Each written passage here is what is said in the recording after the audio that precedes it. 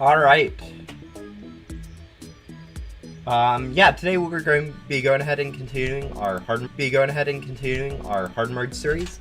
Hopefully the stream is set up correctly and audio is all working. Hello, Capri-san. Or I remember the profile picture. I do not remember what name it corresponds to.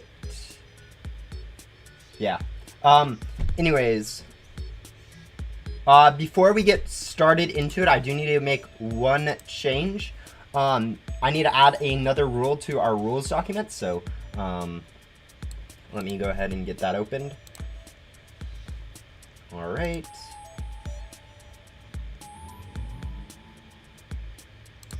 Okay, so over here we have our rules for hard mode. Let me just make sure this is up. Yeah. Yeah, there's one rule that I realized, like 3 days ago, that I could technically cheese with. So we're going to have to add another rule. And this is just going to be basically adding on to this one. No boss mythicals / godlies. Or, rebirth proof, rebirth proof quest pets. So what I mean by this is quests like, okay, let's get the thing back up. Quests like Gran, Gramps, and Archie, they all have pets at the end of them, and they're actually really overpowered, especially if we got them like right now, and we're actually getting somewhat close to Grans. So because of that, I'm going to have to make that exception. I think I should probably add a clarification there. No, until after I rebirth, so once I rebirth, it's fine to use then. But until then, I can't. So I can't just go complete Archie or go complete Grants or Gramps questline and go ahead and get those pets to cheese. We're going to actually have to go ahead and complete their quest the normal way, or complete the game the normal way. So we're going to have to add that rule. Yeah, I think you guys can agree with it. I don't think anyone will be so disappointed. Why did I get an ad? I don't know. I do have ads turned on streams, but hopefully it's not too much of an issue. It won't run automatically in like the middle of it, so that should be fine. Hello, Mr. Baller. Hello, new brand. Solo. Okay. Yeah, I don't know. Anyways, let's go see if we can change to this. There you go. Yeah, hopefully that decreases like a little bit on the stream.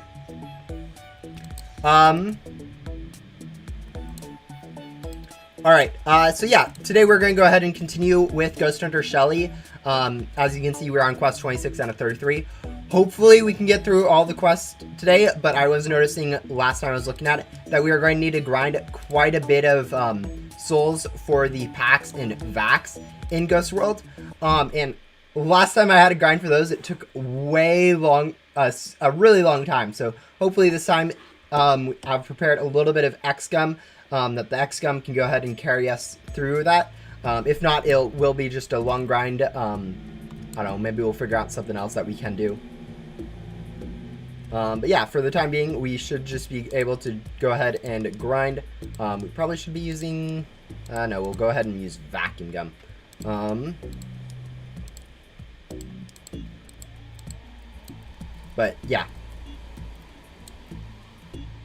we need to go ahead, at some point during Shelly's quest, we'll need to go ahead and upgrade our vacuum and pack again, which I think costs like 80,000 or something ridiculous. I'll probably go check once I fill up my pack this time just to get a rough number on that. Oh yeah, there's definitely some burnout if you go ahead and do the same thing too much in a game. I usually don't hit burnout before I hit boredom.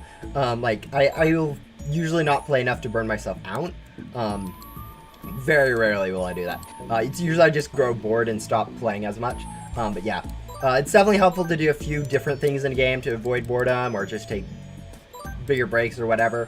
And I mean, honestly, Ghost Simulator, sometimes I'll end up not playing Ghost Simulator for a few days, weeks sometimes.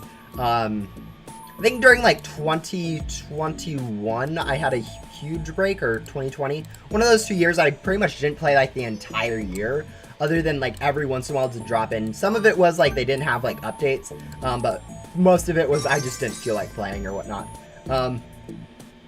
Yeah, I try 10 hours worth of grinding. I usually the extent of my grinding in Ghost Simulator is the stream length. So like 6 hours I think is the longest like on stream I've done, and that's usually like a lot longer than I usually play. It's usually like 2-3 hours portions on stream, and then less off stream. It's actually kind of funny how much I don't play off stream sometimes. I think the longest off stream I've played is like 8 hours during a double drops event when I was grinding final boss, just because I had a lot of like boss gum, and I honestly don't think I'll ever do that again. Like I haven't done that since, and that was like to get the 800 keys I did in my first unboxing video. After that, it was like 10 hours at most that I'd put in over the 3 days or 2 days. Yeah, it's 3 days for those things. For like double drops to get the most out of those events. But yeah, I usually go 1 year plus from burning. Yeah, no, a lot of people in Ghost Simulator, like it's very common to see someone being like, oh yeah, I returned from this game, I played it like a year ago and then got bored or whatever and drew away, but now I'm back. What's new? A lot of people actually end up taking long breaks like that from Ghost Simulator. I think that's just kind of like with the updates being every 2 weeks and sometimes being smaller. It's nice to have updates that regular, but at the same time, there isn't as much to do in a game like Ghost Simulator as you'd like sometimes. So you end up just being like, okay, I'll come back next update, and then next update rolls around. It's not really adding anything. Okay, I can go another week or two without playing, and then that just turns into a month or a year or something. It happens. Nothing to be ashamed of. My phone will explode if you play Ghost Sim for too long. Oh yeah, I know that feeling. I definitely have lower, not like super low end device. I think my phone's actually pretty. I think my phone would be considered a high end phone at this point. But yeah, we're getting about 800 per cell. That's pretty nice. I think that's. But yeah. My laptop, for instance, will kind of overheat, and it kind of lags quite a bit when I am playing Ghost Simulator, so it's kind of a pain sometimes, especially when I'm streaming. When I'm streaming, since streams go running or whatever, it's a lot laggier than like really it should be. Like, it's actually better when I'm playing on this Roblox, like the Roblox client versus the Roblox player. I don't know what one of them's like a mobile thing, whereas the other one's like the desktop version, but an app now. But as you guys can see, I have full touchscreen or whatever. I don't know if you guys can see that. But yeah, we have this jump button now. Yeah, it's a touchscreen, but it's the mobile version, so it has all that. Like, you could play it as a tablet or whatnot. It's for some reason more optimized, so it isn't actually as laggy, but not the best device for it.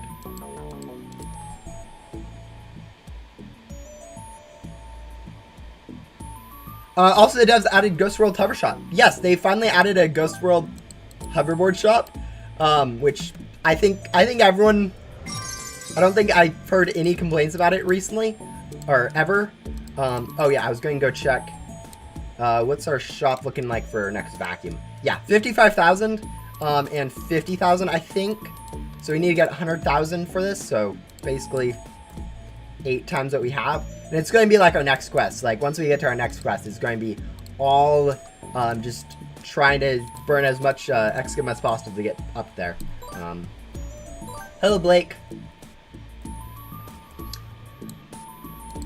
Okay, actually, the funny thing about a Ghost World hoverboard shop,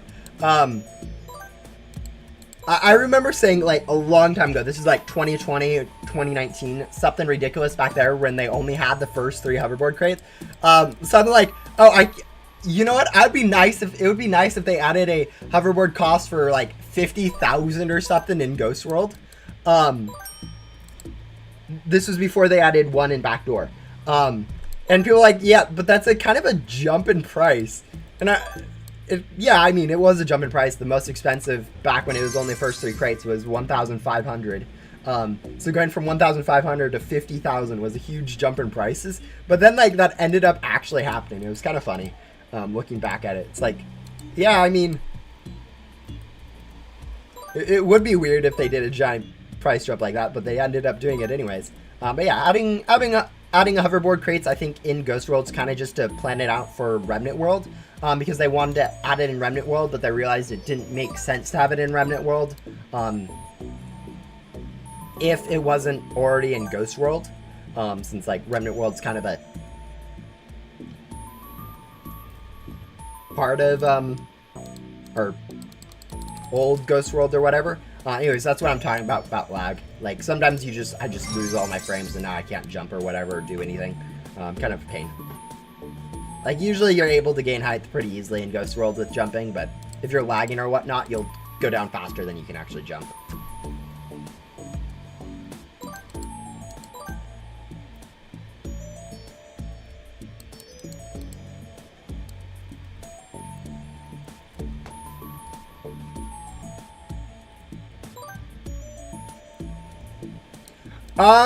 Yeah, when they, at least, I don't know what it happens when you do hit the 100 billion gem cap right now, but at least if you had over 100 billion gems when they added the cap,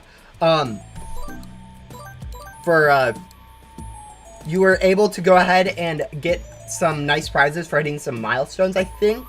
So they had up to like 1 trillion or something where you could get cool pet, or like, not custom, but like very unique pets, very unique boards. Yeah, that is what happens once you hit 100, or that was what happens if you had over 100 billion when they had that. I don't know if that happens now. Yeah, I don't know. I'd have to go grind that much, and I honestly, it would take me like 50 or 60 hours to get 100 billion gems on my main account. And in reality, I should, just to see if it does work, since I don't know. But like, it would take a while to get there for me. Oh, and if for anyone wondering what that ding was, that was us completing Grand's second to last quest. So if we look here, we have completed Grand's second to last quest. And once we get that gum hotkey, things will actually change quite a bit. Or not quite a bit, but it'll be a little bit easier to grind, since then we're able to use gum a little easier, especially like when we're grinding loots or X gum or whatever.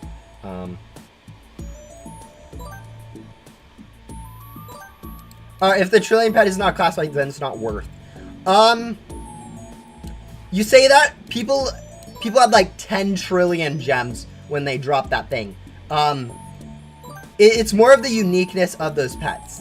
They're like special, unique pets that really only those people have, and they're actually kind of valuable-ish. Like not super valuable because no one actually trades them, but like only a few people have them. So it's more of that they're unique than they're actually good stats. And yeah, I think we'll go ahead and grab Grand's quest once we go ahead and get through this gum.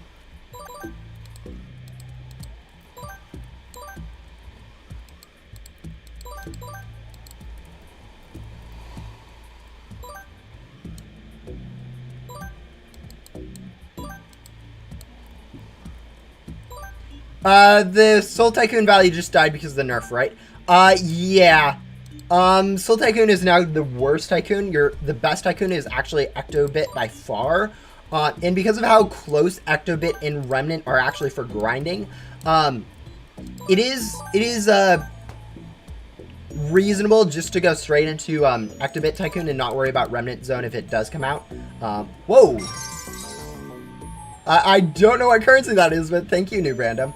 But yeah, no, Soul Tycoon's not worth it. Ectobit's the best one. Actually, Main Hub Tycoon's actually in a similar boat to Soul Tycoon. They're not that much different right now. I actually have numbers for this. So, let's see. Alright. Um, let's see. Let's switch screens really quick.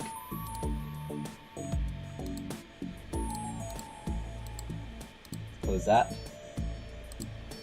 All right. So yeah, if you doing a boss in each of the worlds, it's actually not too similar. Like Remnant World's a lot better, but it's a lot harder to get bosses. Ghost World's pretty bad. Main Hub's not that much better. But yeah, these two are not that far apart. These two are pretty meh. It's something for bosses. This is taking into account my 4.3 times thing, and also this nonsense that I grinded before a lot of changes to backdoor. So it's there's some math going on here. But yeah, if you're main thing here is the 2 minutes of ghosts. This is my grinding, so there can be some problems with this grinding. Like it's not perfect. Like I've grinded a lot more in like backdoor, for instance, than main hub, ghost world, or remnant world. So it's probably a little bit more like, I don't know, 20% more efficient for me in backdoor just because I know it better. But like looking at the numbers, you can see that main hub and ghost world for like grinding 2 minutes of ghosts, it's actually not too dissimilar. So if you have it in ecto tokens or souls, it's kind of bad. But if you look at like backdoor or remnant world, these are like insane numbers if you look at it. This is over 2 times better than ghost world. This is still like 50% better than main hub. So the grinding in these two worlds is pretty good. And like the difference here, it's about 15-20% difference here. So Remnant World is technically better. But like because backdoor has those tycoons, it's actually, if you just invest into tycoons right now, it's not going to be that much worse when like Remnant Tycoon comes out and everyone's like, oh, Remnant Tycoon's the best tycoon. It's not going to be too much worse to have it all in backdoor tycoons. But yeah, that's the current numbers for anyone wondering on grinding in like gem wise for worlds. So yeah, Soul Tycoon is definitely worse. Same with Ecto Token Tycoon. But like,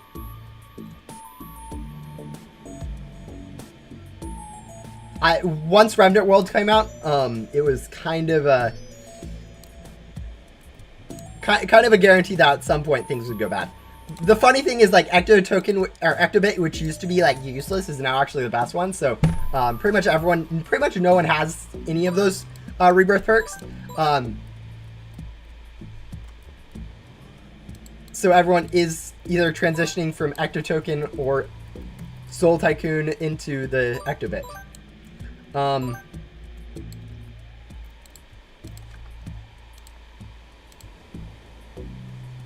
Is that 2 minutes long? Yes, that was 2 minutes of X-Gum usage. So I'd use an X-Gum. In that X-Gum time, I'd sell by the time that X-Gum turns off, or I'd whatever, end or finish or whatever.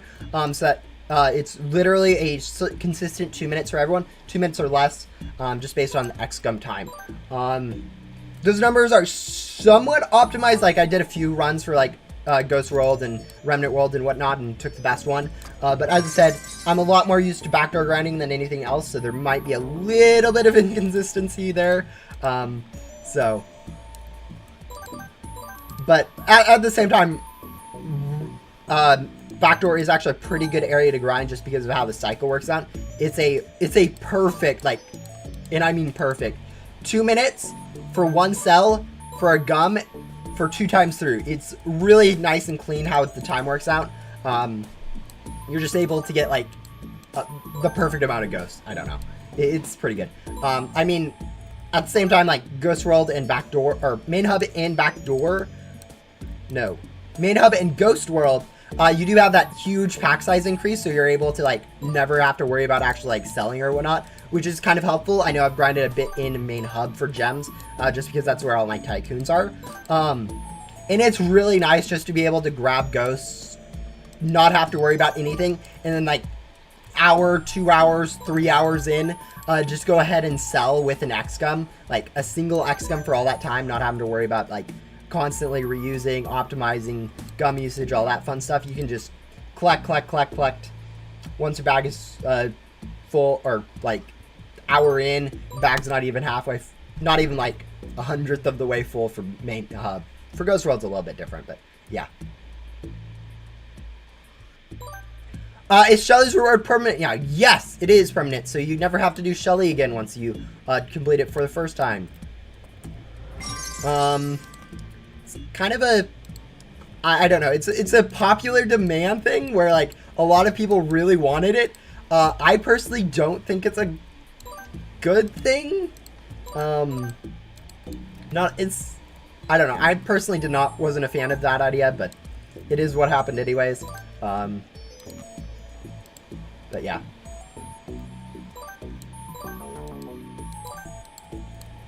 Now Finsley have value?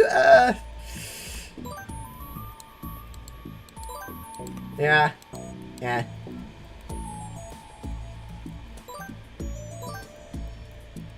I hope my skill issue for gum will be gone soon.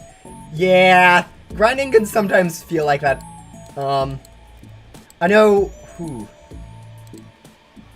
I know one time while grinding on this account for XGum, I literally spent like, I don't know, 100 or 200 gums and only got 1 XGum or whatnot. It was kind of a pain.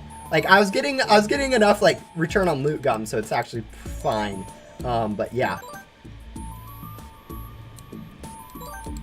No, I have a ridiculous amount. Like I have 133 basic loot gum on this account. It feels ridiculous to say that out loud.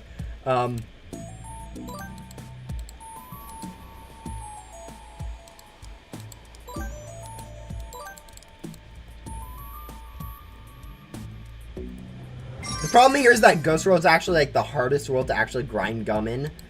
So we're pretty much still just going to be using basic gum all the way through backdoor most likely, just because it's so much it'll be so much easier just to have basic gum than try to grind more ghostly gum.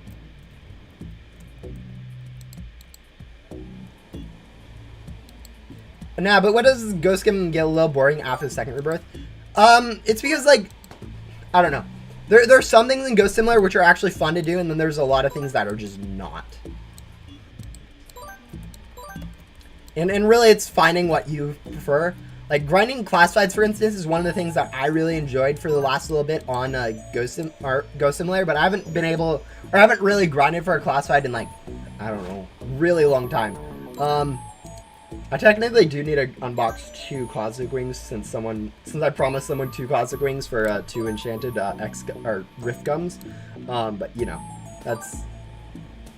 they might end up regretting that offer, and I mean, if they want to take it back, they can. But like, yeah, I don't know. There's enough different things in Ghost Simulator that you can grind something different, but like, a lot of it feels repetitive after a little bit. Although, there we are, done with that quest, and now the next quest on Shelly, I think, is the annoying one, where we just have to do way too much, in terms of, grinding. Actually, that being said, we are already at, like, 20,000, so maybe it won't actually be that bad going up to 50,000. Oh. What are these quests? Why am I auto-completing all these quests? Oh, souls. Okay. It was probably items and souls, now that I think about it. Extra pet slot. Defeat a mini-boss.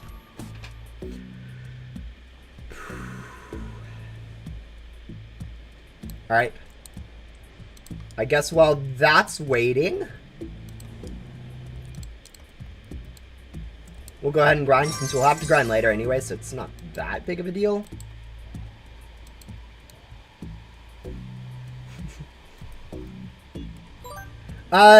Do accelerated perks or rebirth perks still being bad? Yeah, no. Guys, don't buy the vacuum thing. That is the worst perk by far. Like, it is absolutely useless. It is the Billy of rebirth perks.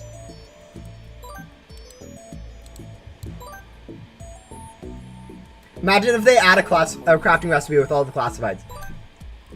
They already added a crafting recipe with a classified, and it's a pain to do. Or actually, it's not that big of a pain. From Spore is actually easier to unbox than I'd think. Like, I haven't unboxed one personally, but it isn't as difficult as, like, Gem Ship is, I think. Which is nice. or like the first place, whatever's in there. And definitely like the lava loot bag or whatnot.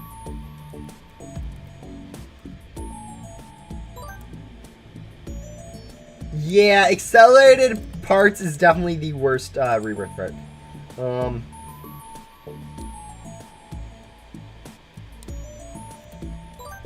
But like, there's no ifs, ands, or buts about it. At my point, I actually one-shot every single ghost except for the highest health one.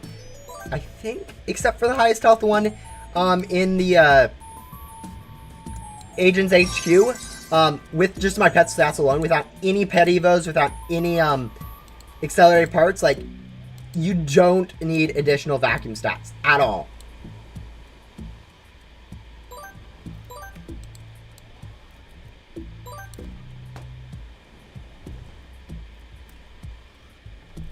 Hey, hi, would you be willing to get 3 Cosmic Wings? Yeah, I would get 3 Cosmic Wings for 2 Enchanted Rift Gums. That's no problem. If you just don't want to trade 2, that's fine. Which you probably shouldn't. I'm just saying, Cosmic Wing is so much easier to grind than Rift Gums. Like, it is actually ridiculous how difficult Rift Gums are for how useful they are. And like, classifieds get really easy once you start taking in auto clickers into it. It's not even interesting. Are you on Twitch? I am not on Twitch. Maybe at some point I'd move over there, but like, I think for now YouTube is where I'm staying. It's just where most of the people watch me anyways. I realize streaming is bigger on Twitch. Like, more people are looking on Twitch to watch, but I think the demographic for Roblox Ghost Simulator, at least that I mainly do, is the case that not as many of them would be on Twitch. But then again, I don't know what demographic is actually, so, yeah, I don't know. I don't really know. I traded a Grimm's Portal for Sandstorm, then the game made a crafting recipe that you need to use Grimm's Portal. Painful. Yeah, Grimm's Portal is... It went from, like, one of the... It and Sandstorm. I know I traded at one point a Sandstorm for a Grimm's Portal. Like, I did the opposite of that trade. And I was super... I just did it because Grimm's Portal is kind of rare, and, like, Sandstorm I could really easily get. Because that was back when gems were, like, super easy to get for, like, Grimm's Portal. But yeah, the way it turned out with, like, Sandstorm getting 10 times harder to grind for, and then Grimm's Portal actually being useful and kind of in demand, made it actually kind of a weird trade where it's like, yeah, they get, like, the best stat pad in the game, where it's like, yeah, no, they're definitely, going from a Grimm's Portal to a Sandstorm stat-wise, that's very helpful, like, pretty much no matter what. But on the other token, like, Grimm's Portals, getting that crafting recipe is kind of a flex, even if no one cares about it.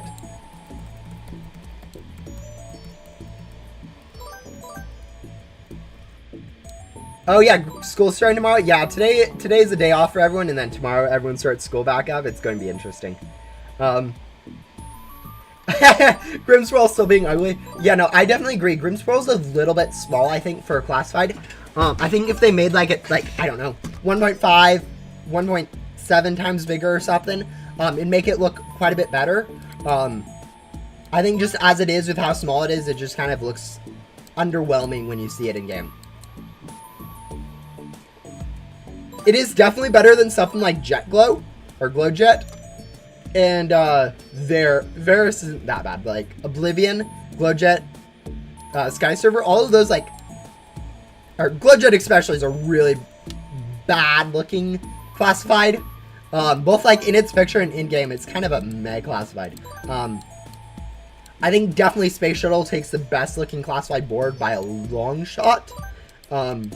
I don't know for what reason they decided to make crate number 4 have the banger one in it, but they did.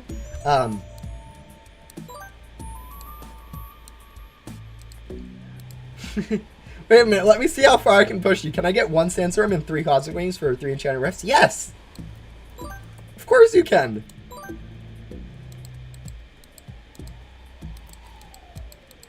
I mean, I'd still need to unbox them, but like, even Sandstorm's only going to take me like 2 hours to unbox. It's going to take a little bit more just because of the gems. Oh, did we miss the mini boss? Oops. Again, we aren't losing any time on this yet. Like, the next quest of this is going to be getting the like 100,000 souls. So, in reality, like, the longer we take on this, we don't actually end up biting too much into our overall time spent, just because like we'll be needing to grind these souls anyways. But yeah.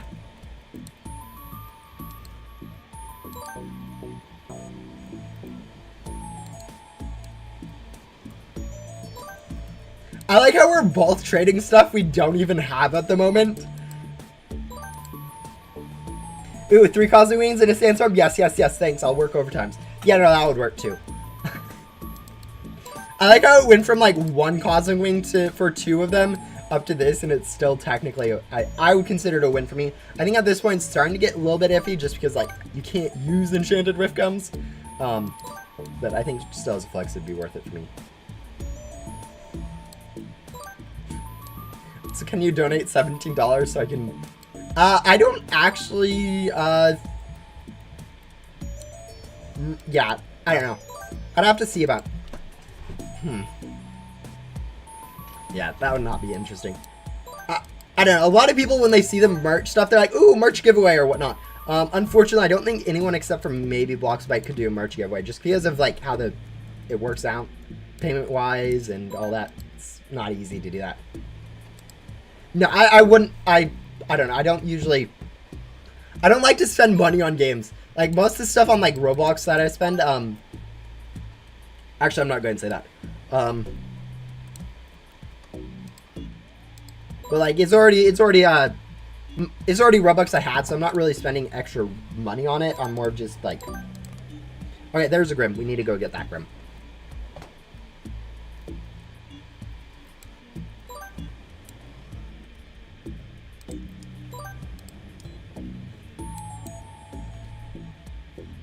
Yeah. Now the question is, where is that Grim? It's probably on the Fire Island, knowing my luck. No, it's actually up here. I heard it.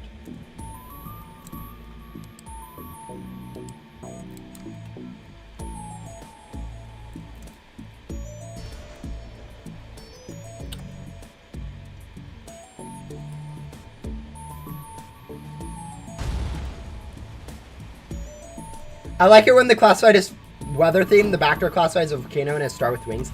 Yeah, it's all like, it's actually kind of nice how they kept that theming for classifieds. And I think everyone like catches on to it. It's like an unspoken thing where it's like all going to be somewhat nature themed. Like as the time's going on, it's gone from weather themed where it's like strictly, oh, rain cloud, tornado, sun, all that's like classifieds where it's like hailstorm, and then it turned into like volcano stuff. It became more of a natural thing where it's like natural disaster with asteroid, volcano, what's the other one in there? What was it? And yeah, it's kind of shifted from like natural disaster-ish to kind of anything, somewhat like exoplanet, euphoria,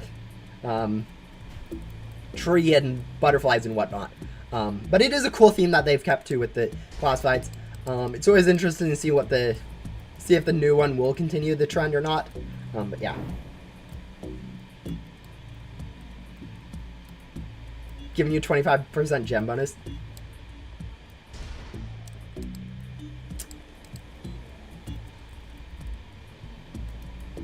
Oh yeah, no, I should have done that, shouldn't I?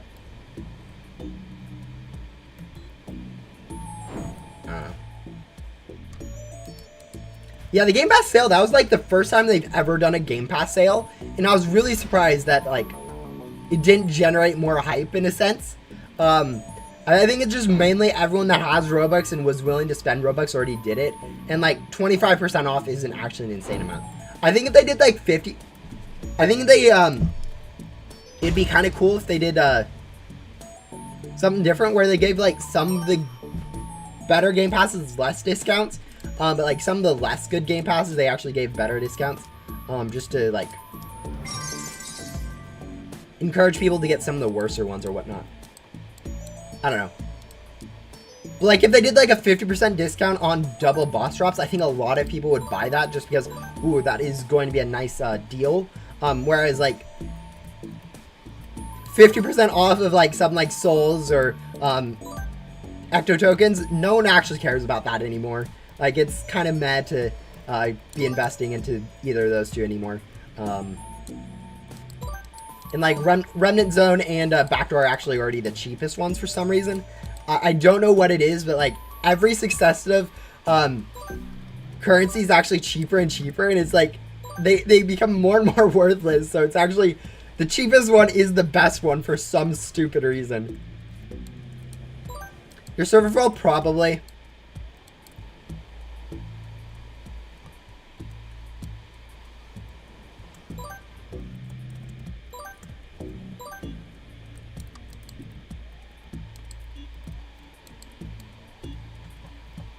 Nine people in server? Okay, so it's not full. It's just, yeah,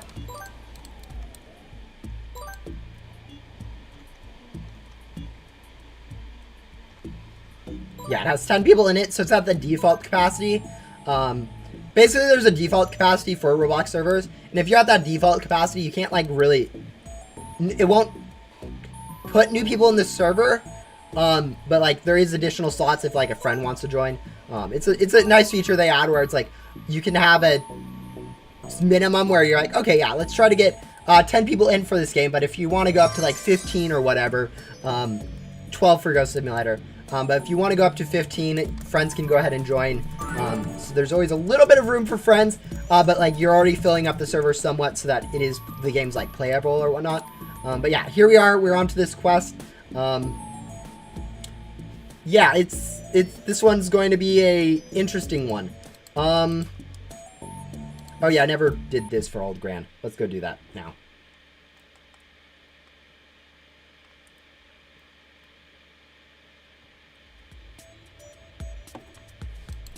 I guess the next classified will be a tsunami. Yeah, I mean, I feel like a lot of these weather themes, I don't actually remember a tsunami concept now that I think about it. But yeah, a lot of the weather concepts, it is like, a lot of people are like, oh, they notice the theme and they try to make a theming based pet. It's just making it actually cute and like distinctive. All right, here we are. 5 crate keys. But yeah. No, there hasn't been a new classified for a little bit. Alright, there we go. 200 gums. We'll go teleport back to Ghost World.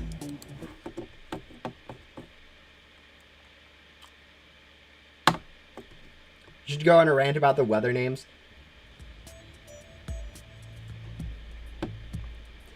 No, I think the funniest thing about this weather theme is the fact that like we have cloud wave, static phase, and rain wave. Like, those three are, like, pretty much the same exact thing, if I'm going to be honest. And yet, like, they're all there. But no. It's... I think it's fine how they have it.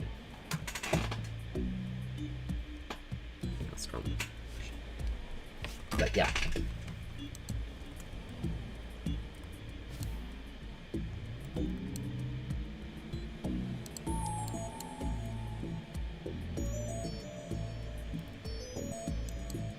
Anyways, I was going to say something.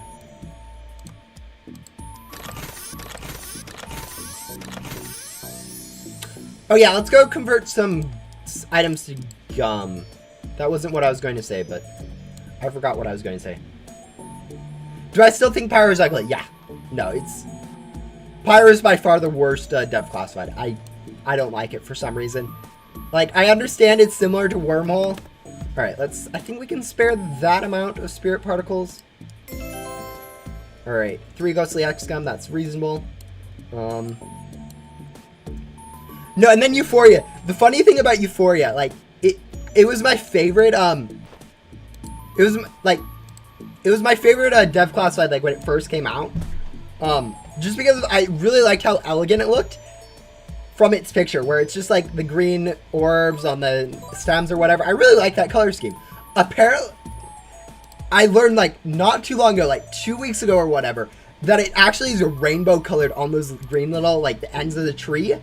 So it went from my favorite to like my ultra favorite because I learned it was a rainbow coloring. Like, man, like changing colors on the Ghost Simulator pets is like a really cool feature, I think. I don't know.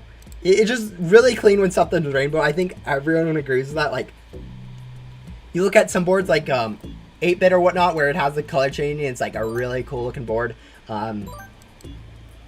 Yeah, pretty much anything that's color changes is really cool in most people's opinion.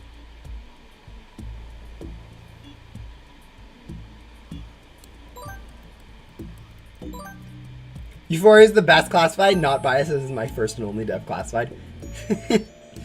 Yeah, no, you definitely remember the first classified you get. My first one was... The first one I got was Sunny by trade, and then the first one I got from unboxing in terms of pets at least. Oh, I got 3 XM, that's nice. I forgot that I got 3 Ghostly XM, guys. But yeah, that's going to be a very nice lifesaver having that much. But yeah, you definitely remember those first ones that you got. Like Zing, the first one, Zing is kind of a cool one.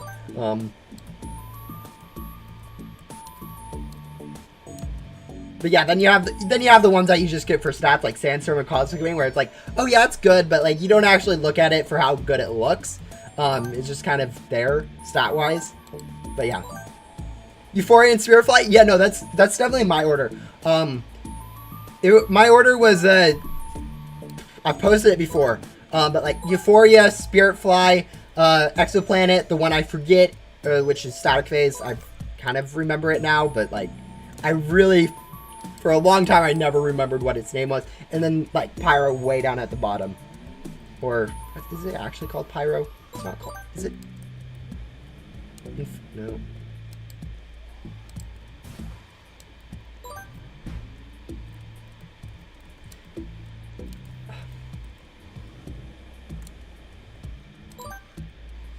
Yeah, I understand it's a music group, and, like, people dying is kind of sad. But I'm not super familiar with it, so I don't know. Pyrus, thank you. I'm like, Pyro does not sound correct. That's a person. But like, I know it's something fire themed. So thank you, Tristan, for that.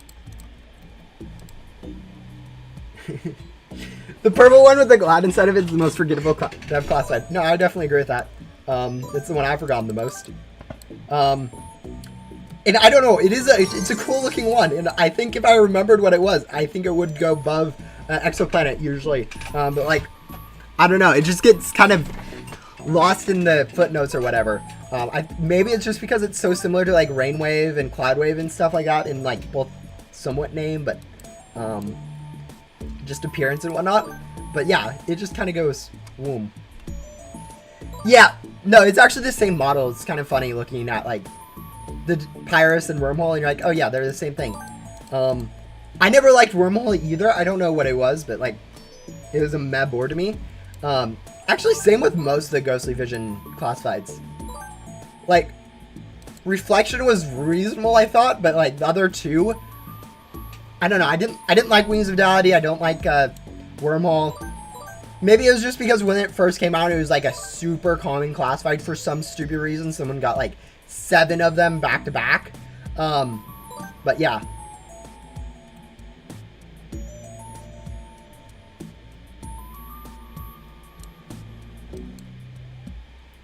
Oh yeah. Reflection. I don't know. I like the theming of Reflection. Sandstorm has the same model of a Christmas board, right? I don't actually know. Does it? Huh. I haven't noticed that. If it does, then yeah, that'd be interesting.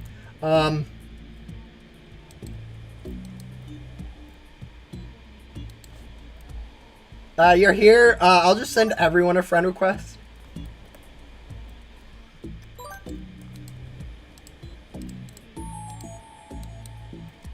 Are you...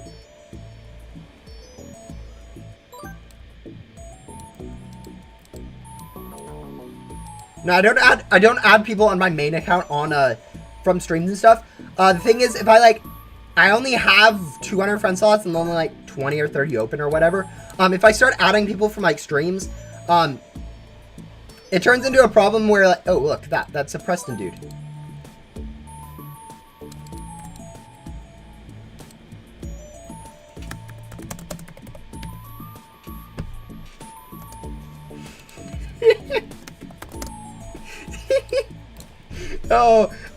I being on an alt is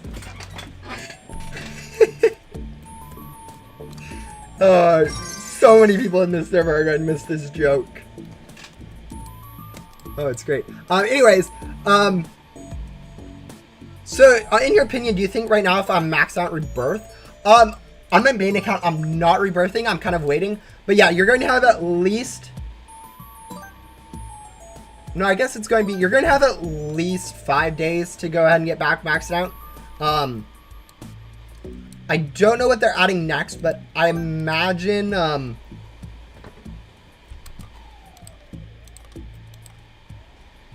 yeah, I don't know. I don't know if now's a good time to rebirth.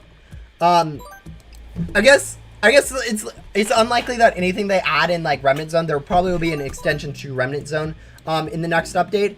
But it's unlikely like that will be like super important to get to immediately. Like you can just take your time, get up to there. Yeah. I don't know. I've been considering on my main account starting rebirths again. Since like really it's not really a reason not to start rebirths again, like start going into Actibits or something for as backdoor tycoons, just to get those up. I've been thinking about it, but like I haven't had too much time to play, so we'll see about that. I don't know, getting like 15 of those or whatnot, and then starting into like get a 1 or 2 bad evos. Actually, I don't want to get petty evos. That's right. But yeah.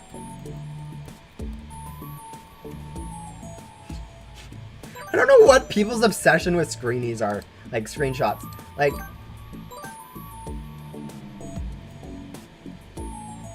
I don't know. All I know is I take a lot of screenshots, and I never look at them. But yeah. I hope the devs won't do a crate with some of the same classifieds but a different color. Guys, don't worry, they've already done that. During the Christmas event, they had a crate, a 350 mythical crate with 4 different variants of the same one in it. So if you only wanted like one variant, like the purple variant, not just random one, you'd either have to unbox it yourself or find someone willing to trade it. And like it turns into kind of a mess, because if there's one specific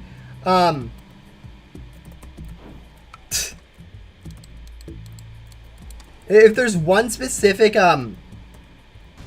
one that like everyone wants for some reason, it ends up being like super valuable, even though like realistically it's 350 keys for the crate, and they all end up being I don't know, group items like that ends up being a kind of a weird thing. Like most of the time it ends up just being a group value situation, where they all are 350 keys. But in theory, if you count them each as an individual item, it can end up being that like group items like that, they're 4 times the cost, each of them individually, which ends up being a little weird, because you're like, oh, this is actually a somewhat rare item. So if I just collect like all of this specific type, you know, it's, yeah, I don't know. I definitely agree. I don't like that in a thing where it's like, oh yeah, there's all these different variants of it. It's cool in a sense if you like are able to get it, but like it's kind of a pain if you only want a specific one, because you either have to find someone willing to trade, and if they just want the color they have already, it's kind of a pain. Is my server full? It's at the default capacity, so no one's like usually able to join automatically. But yeah.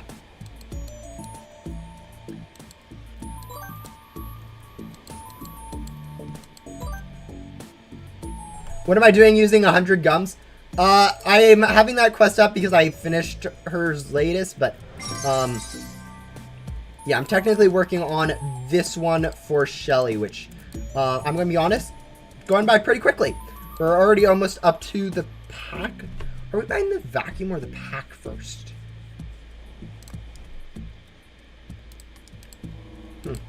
I don't know.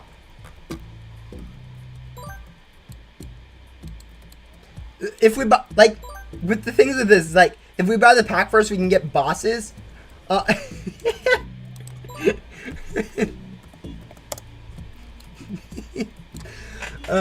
If we get a pack first, we can do bosses for instant fill.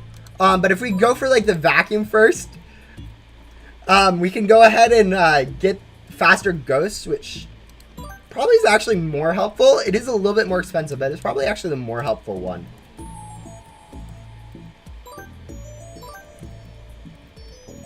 Oh, bye, Deadbolt. Besides Pyrus, which classified pet is the ugliest in my opinion?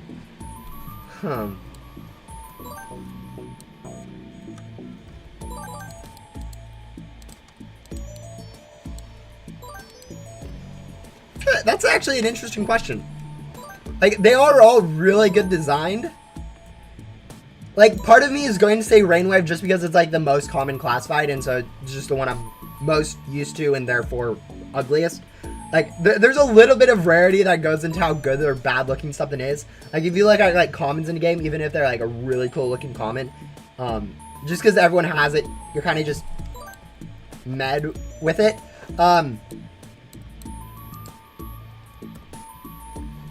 But yeah, I don't know.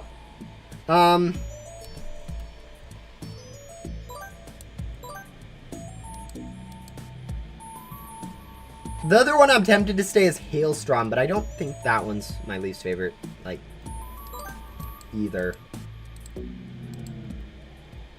Oh, Twister. Twister's pretty bad. Yeah, it's probably Twister, just in terms of looks.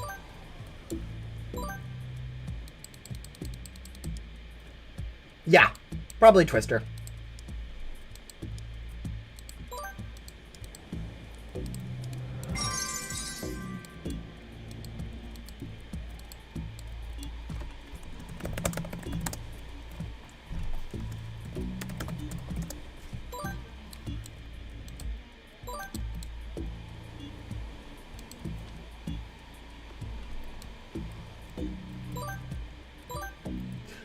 So have I ever played Roblox Doodle World? I don't think I actually have.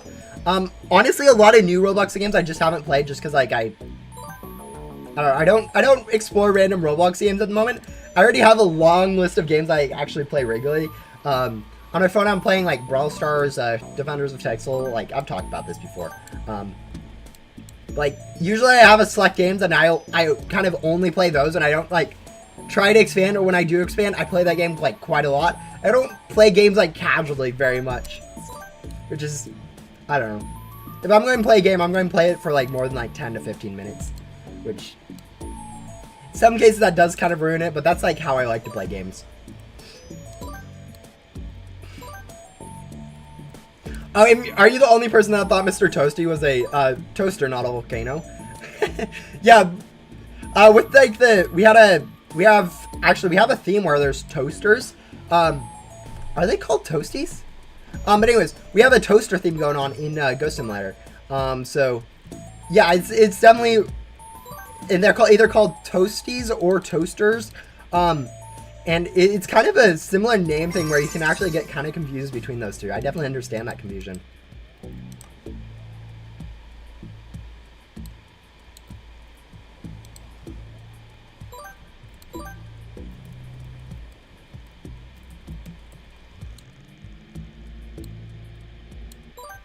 Oh yeah, Brawl Stars is actually, looking at the next update, it's kind of going to be interesting. The hypercharge, I realize, like, a lot of the stuff with the update, it's going to be kind of interesting with how they're balancing out progression. They're going from a 5% for each level up to 10%, so that might be kind of interesting for like other players. And also it's going to take a lot of gold because that 5,000 per hypercharge or whatever, it's going to be a pretty broken. And like depending on the brawler, like the way it's phrased with like, oh yeah, auto it'll charge 2.5 times slower than your super. Like yeah, that's good and all. But like there are some brawlers, which charge their super really fast. So it's definitely going to be one of the things where they'll balance it out for brawlers, and they're just kind of doing the test on the current like 6 brawlers or whatnot. But yeah. Yeah, next update for Brawl Stars will definitely be interesting.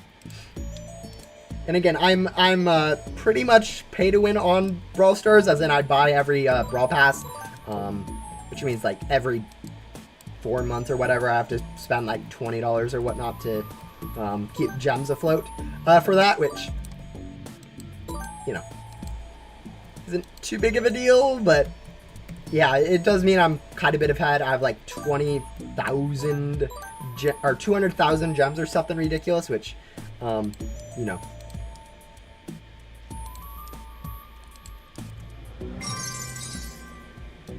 Alright, if I remember correctly, Grim's going to be not over here. What do you know? It is over here. I don't remember correctly. Yeah,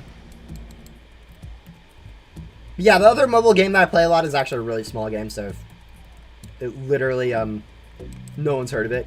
It's an old discontinued game that I used to love. And then someone's brought it back, whatever, so Founders Texel. It's, I don't know, at some point I want to do a stream or something, video on it, just to show you guys what it is. But like, it's niche enough that none of you guys are going to really care, about it.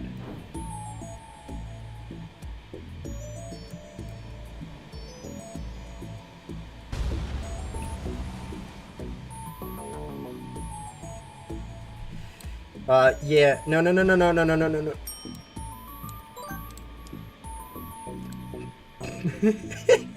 Oh, we barely got that fill up before it, we got, kicked out of there. Okay.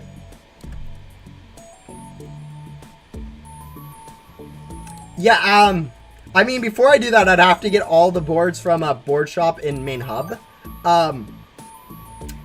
Yeah, I don't think we're caring about the board, shop thing. Like, we actually haven't unboxed many boards.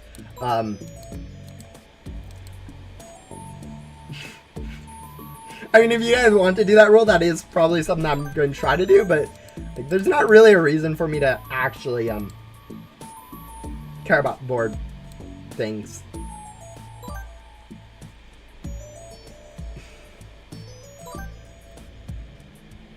Yeah, the random people, yeah, if someone uses a gum on everyone else's screen, they immediately freeze, which is kind of it's an obnoxious bug. Especially like if you're doing races or during the Easter event, it was especially annoying. Towers, it's going to be kind of annoying. And I don't know what caused that bug, obviously, since I don't know the code of the game. But like, it's actually a really it's a really impactful bug. And like when you're playing with people, it's like knowing where they are, it's something you kind of take for granted. Like, it doesn't matter too much, but like,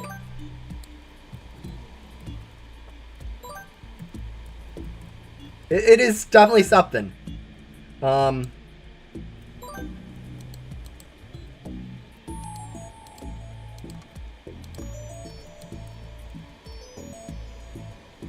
We have to chew 100 gum, and I don't know how our tooth is still in our mouth.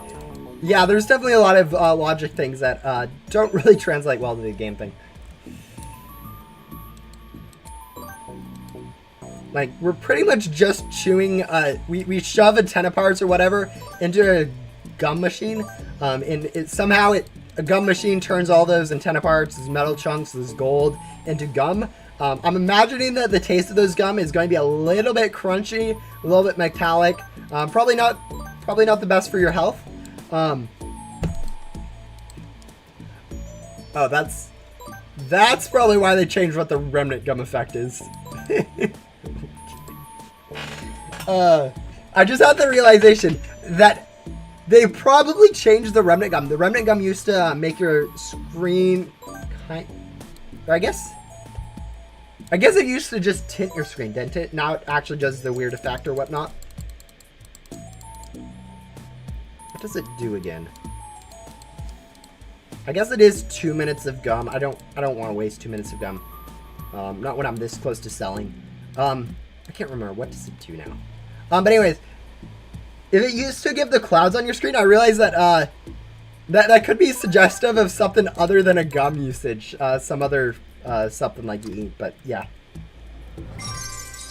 Oh, whatever. Okay. What's the current effect? I can't remember if they changed it from or to this. No, okay. It's not that bad.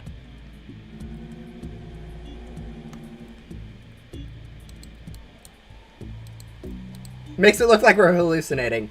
But yeah, there's... Yeah, used to blacklight your screen. It changed the colors of everything, which was actually, I think, just a thing. But, you know, yeah, okay. I can't remember. I can't remember whether I changed it from this one to the other one or from the other one to this one. It's been a long time since you used remnant gum.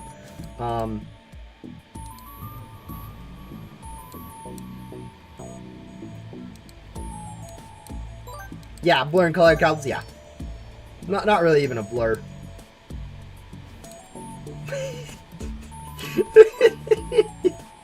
Oh, I should not be saying that. I should not. Guys, forget I said that. No. I did not reference that at all. I don't know what you guys are talking about.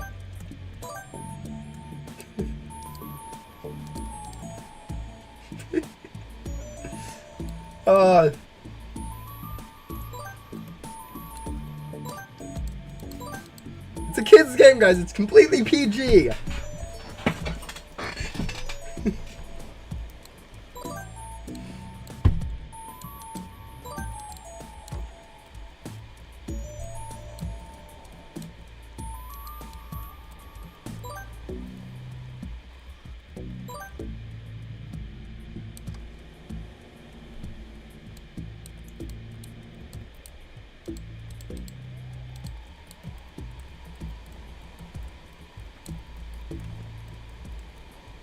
Alright, 2 of these, and then can't vacuum the last one because our thing is full. And then we should be able to just use a X gum. There we go.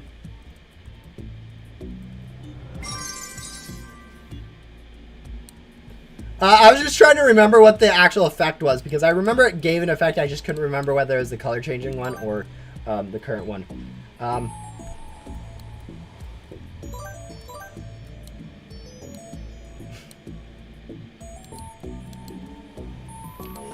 Anyways, I think we're going to go ahead and get the vacuum first, just because, like, we are vacuuming a lot of ghosts for it. Not very many, bosses, so the extra vacuum speed will actually be helpful, whereas, like, extra storage space isn't actually going to get us, ghosts faster. So that's going to be, like, 2 more cells, I think. And then another, I don't know, 20 cells, for the pack. And yeah, we can't just vacuum infinite ghosts.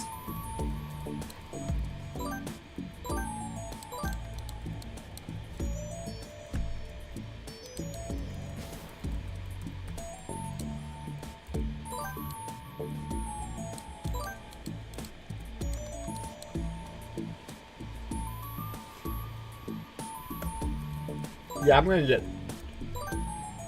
get reprimanded for this. The 100th update event. Oh, what is that? Yeah, that was going to be the party in the hurdle. Okay, it wasn't a bad event, I guess.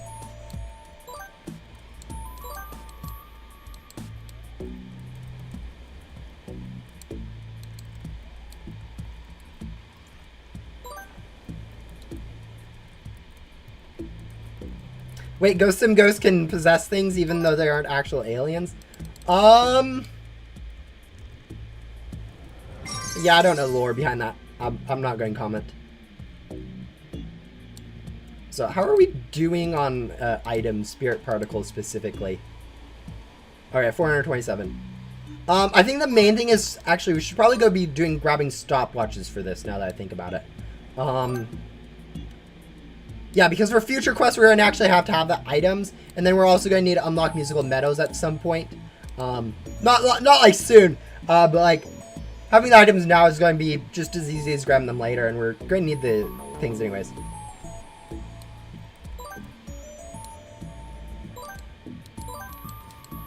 Alright.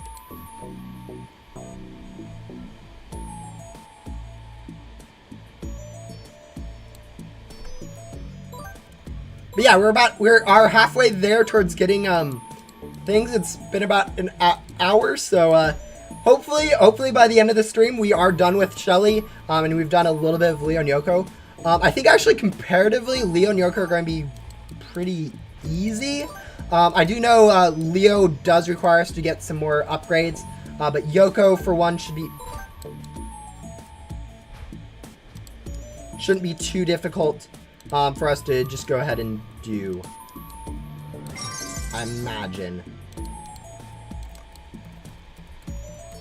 Yeah, because Yoko's pretty much just bosses, ghosts, and leveling up pets, so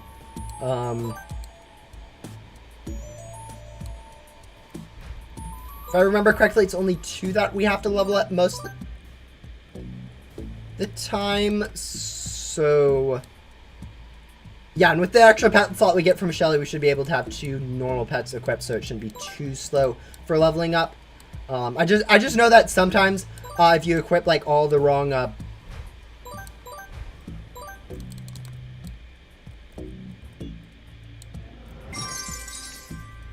if you equip all the wrong pets or whatnot, like all of your leveling up pets, you end up getting like really slow on like vacuum speed, and you're like, oh, I have to equip one, and then you actually lose the efficiency. But oh, you lost. Yeah, sometimes you actually do die to those bosses. It's kind of annoying.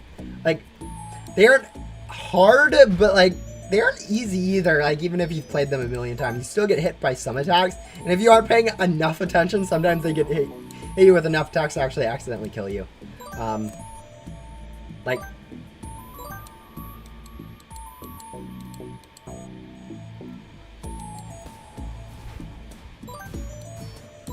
yes, I can already get a pack. I was planning on getting the vacuum first, just because we're actually vacuuming mainly ghosts. If we were getting a lot of bosses, I would go ahead and go for the pack first. And usually if you have good pets, that's usually what you want to do. But because we are spending most of our time actually vacuuming ghosts, it actually makes more sense for me to get the vacuum and increase speed. And apparently we are getting 0 ghosts because someone's thought to shoot all of them and not help us at all. Oh, they shot all of them.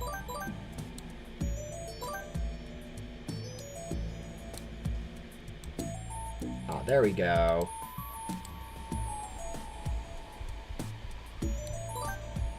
Does seem that a lot of people are using boss bait. Yeah. I mean, the thing about bosses is we don't have the heavy armor yet, so you do have to, like, actually get them. And, like, timing-wise, I'm not being the best at timing the bosses correctly. Helping because you're a fan? Yeah. I've said this before, but, like, Ghost Simulator is actually one of those games where there's very little places where you can actually help other people out. Like, bosses you can help people out with. But like when it comes to ghosts, like shooting ghosts down does help them if they need those ghosts for quests. But like if they're vacuuming the ghosts for like items or whatnot, if they don't have a fast enough vacuum speed, they'll actually not get as much ectoplasm and get less chance of getting actual drops from it. Although I don't think it's enough less chance of drops that we actually miss the drops for some reason. Yeah, no, we're actually getting the drops. But I know in like advanced, like tuber ball vacuuming ghosts or whatnot, we should use this and then go find that Grim. Or not Grim. Grim's already gone.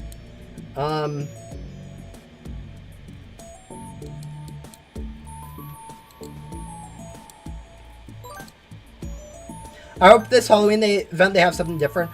I think it'll be pretty similar to what they've had last year. The thing about the Halloween event, though, is it's actually usually the fastest event to actually grind. Usually. which is nice. Other than like Thanksgiving, but you know, Thanksgiving barely counts.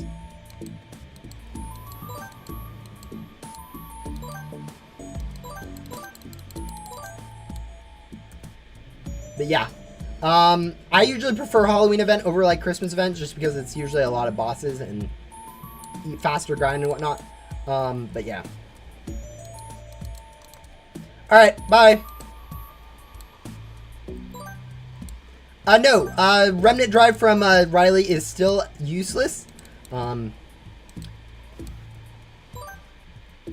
Still a very important item for the game. A new NPC would be great. Yeah, I mean, pretty much every quest they do add a new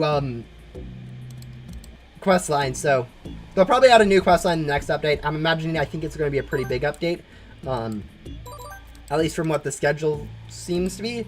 It might be because they have been working on a new game, Sentinel, that they have been posting about recently. They might actually be another small update just so they can work on that more, but I don't know.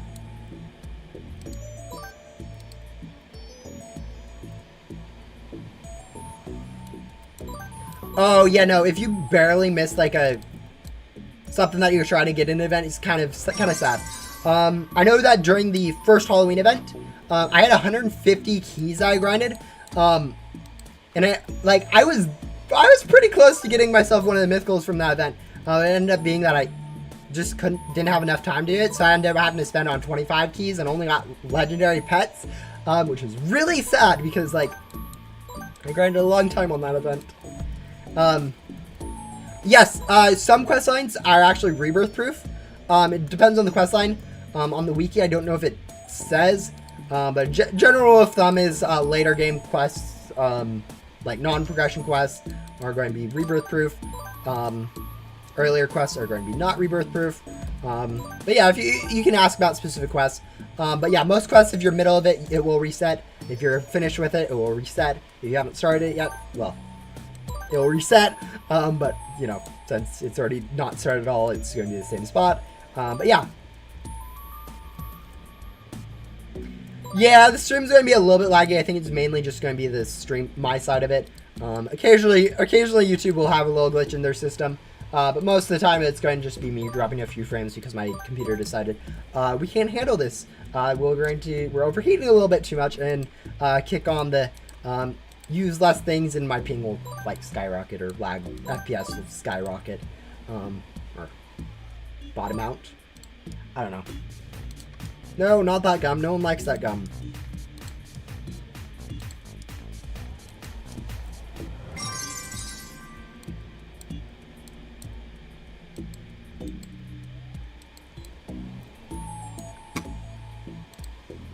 Yeah, so far it doesn't look like the stream's doing too bad.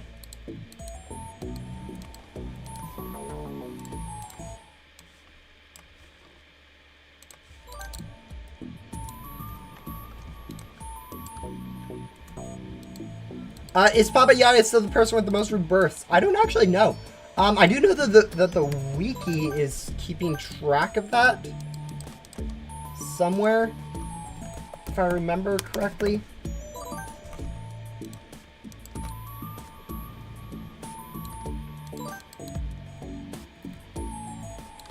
Yeah, accomplishments. Alright, the rebirth leaderboard. Papa Ya has 200 rebirths. Ed Spunky has 200 rebirths-ish, probably more, I think. Uncle has 200 rebirths.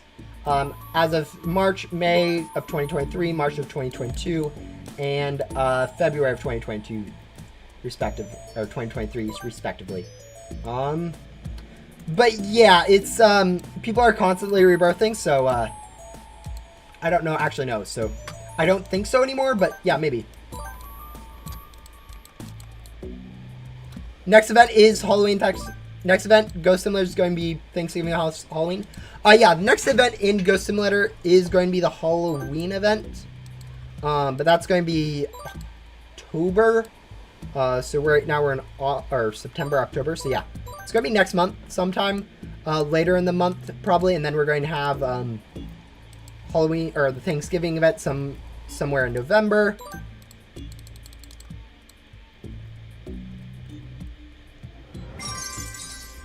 All right, look at that. 8,000 currency.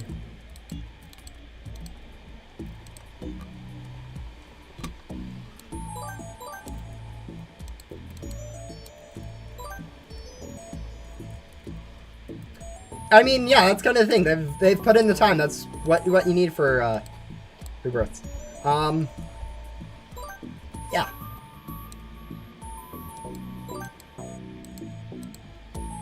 Oh yeah, that April Fool's event was kind of funny.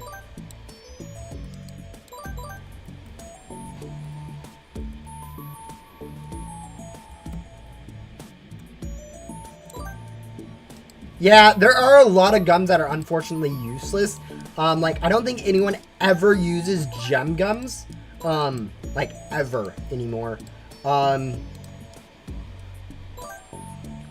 Zoom gum, pretty much no one uses. Every once in a while, someone will be like, oh yeah, I use Zoom gum during, like, right before I get the hoverboard for, rebirths. Okay, that's a reasonable use for it, but not a very common use. There's quite a few gums like that where it's like, oh yeah, no one really uses it. Pretty much every tier has that gum. Like, here, no one really uses Zoom gum, no one really uses Nitro gum, no one really uses Bunny gum, no one really uses gem or remnant gum, so legendaries are pretty much completely useless if you get them. Godly's Nitro loot gum is kind of meh. And then boss gum. Boss gum's actually useful, and rift gum's not useful again. But yeah. I use Zoom gum in the final boss. Yeah, that's actually probably where most of the gums where it's like, oh, no one uses that gum actually gets used. It's just like, yeah, I mean, might as well. Where's the Grim? I should be looking for a Grim. If I remember correctly, it should be up here. No, it's over there. I see someone vacuuming.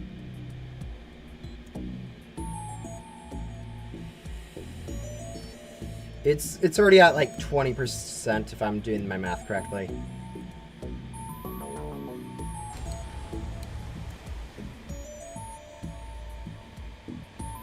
I always hate jumping to avoid attacks in the Grim boss, just because like you can actually jump higher and jump out of the range of it.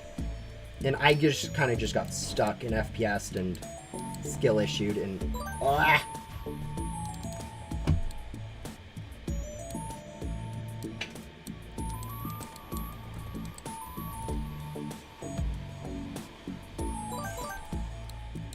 yeah, Bunny Gum is useful for like some obbies for like Agent Blaze. I know, like I'll use like 2 or 3 during every rebirth or whatnot just for Agent Blaze.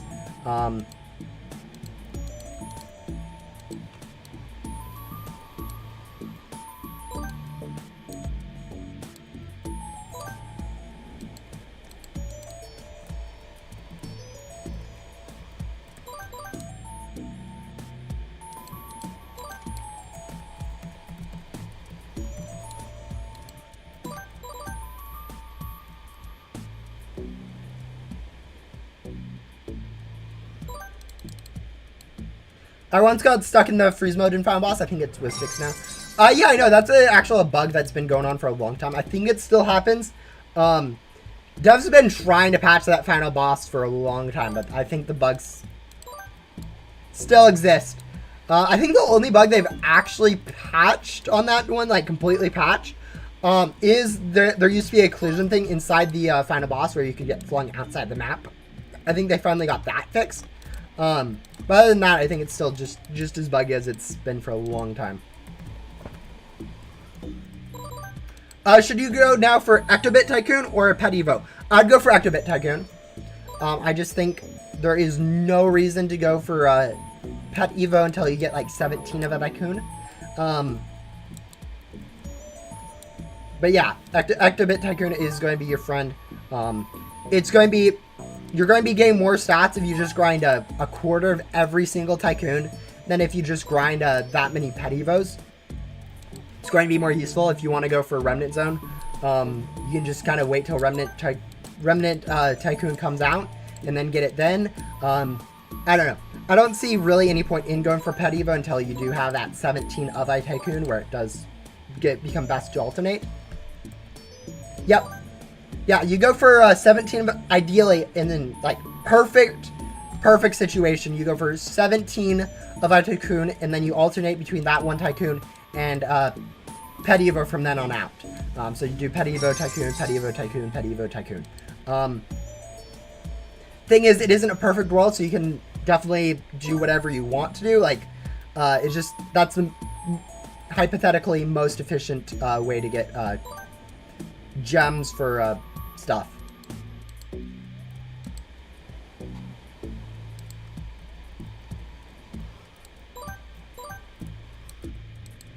Oh yeah, I mean, I kind of understand that. Again, I don't think...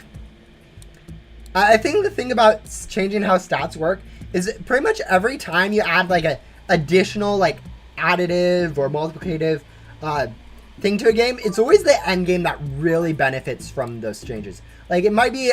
You might add it and be like, oh, mid-range players can now have, like, a 5% boost or whatever. And it ends up being, like, a 3 times boost to, like, endgame or something stupid. It's just like, oh, that's game-breaking to have that feature, because everyone in endgame just abuses it, or not abuses it, but, like, makes, like, super good use of it. Where's my cat?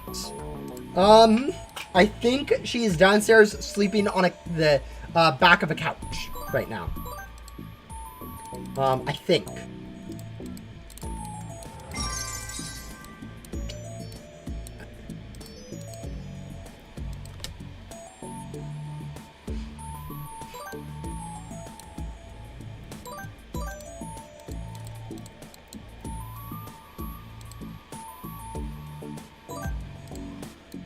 Unlock Jax and do Nix and do Jax and do Nixie. The thing is, we are locked into working on Shelly until we're done with Shelly, and then we can move on to the next area, which will have Leo and Yoko. Just because the rules of this rules of hard mode are that I have to complete every quest in an area before I can move on from that area. And right now we are still working on Ghostly Islands, which I think is...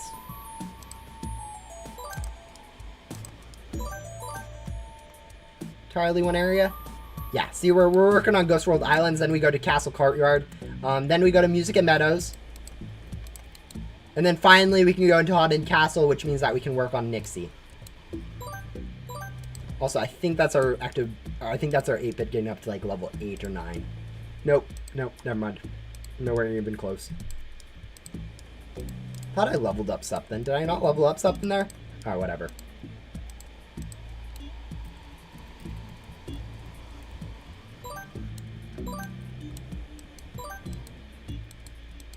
What is the worst update in Ghost Simulator history? I think... Okay, there was one update where all they added was a, like, double drops event, and, like, that was the first double drops event, like, ever. And I really think that that was the worst update in Ghost Simulator history. But, like, also looking at, like, there's other things that have been pretty bad. Like, when they added boosted guns, for instance. Like... I can tell you that they're going to be pretty bad, and they are pretty bad, and no one uses them. And like a lot of those useless features, like updates when they added those useless features, and it's like, why? But yeah. Why are you not doing Nixie? For Nixie, our current quest for Nixie requires us to go ahead and go into the haunted castle because it has a find item in there. And since I am not allowed in there until I complete up to there, Nixie is just going to be chilling. I can't do Nixie. I need to go in. I need to find her goggles on my current quest, which requires us to go into the haunted castle, which I am not allowing myself into. So yeah. When they added starter pack, that was a bad update. Yep. Pretty much bad updates are when they decide to add these useless features that actually do not do whatever they're supposed to do either. Like, it's kind of pathetic. Sometimes. Do I know how to change an account name on YouTube? I think you can change your, I think it's just changing your Google's account name, but I could be wrong. Like Google settings and whatnot. I don't really know.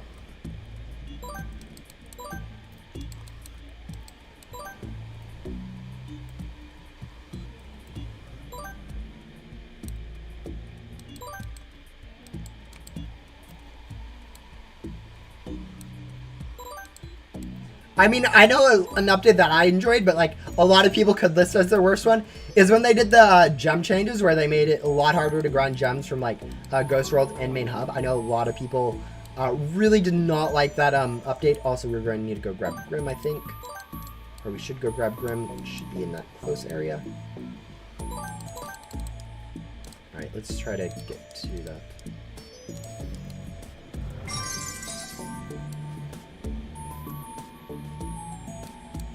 Yep. It's going to be at like 10%. No, 40%. Perfect.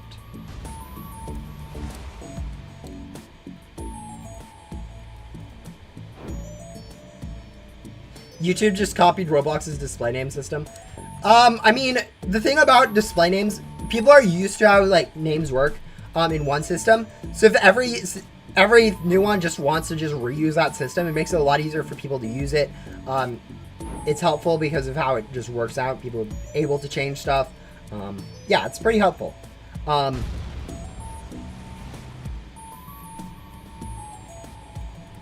It's not like a bad system. I mean, simple stuff like that, like, oh yeah, you copied how my password system worked. That's kind of a default thing. It's not like something specific, special to like one or other app or whatnot.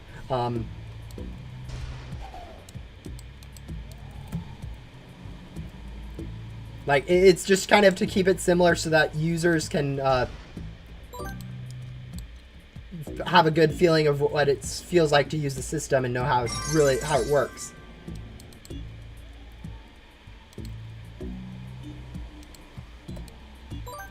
Find a YouTube tutorial on how to change your name. Yeah, no, oh, that reminds me about trading in games. Like, everyone knows how to watch a YouTube video, and so it's actually really easy to find a YouTube video on how to do something, even if like what you're trying to figure out how to do is easier than finding a YouTube video on how to do it. Just because you know how to do it, it makes it nice. It's like trading in like games. Because of how similar trading is among games, it's really easy for someone to be like, oh, I know how to trade, and not know how to like actually get the pets or know the value of the pets or whatnot that they're actually trading. And so you're ending up with this thing where it's like, oh yeah, everyone knows how to trade, and then they just trade for stuff, and they don't actually understand like the underlying thing about like what they're doing. Like, I know it's not super similar, but I think you guys get the idea where it's super standardized, and so everyone knows how to do it, despite it being like not super obvious how you actually do it. I know in coding, for instance, that this thing, like getting into coding, you see people do stuff and you don't understand at all what's going on. But like once you get into coding, everyone like understands it, like commenting out stuff. There's this default comment. If you just do like Control/, it'll comment out whatever you have selected, or comment out the line that your cursor's on. And it only makes sense if you're on an actual program that actually uses slashes as a comment. Like, so JavaScript, for example, uses a double slash as a comment. I know I'm making no sense to like 95% of you guys, I realize. But like for other things, like Roblox, for instance, has that Control/ where you can Control/ to comment out, even though it uses a completely different system for comments. I think it's like no, that's HTML. Like HTML will do it too, and it's just like it's something super standardized that doesn't make sense in the system, but because it's like the standard, people actually understand how to do it. Yeah, I think we use another basic XGum. 5 FPS. 4, 5, 4, 3, 8. Ah, there's our FPS back. Yeah. Fun fact, Ghost Simulator is a simulator game! Yeah, I know, who would have guessed? I mean, it definitely doesn't say in its name.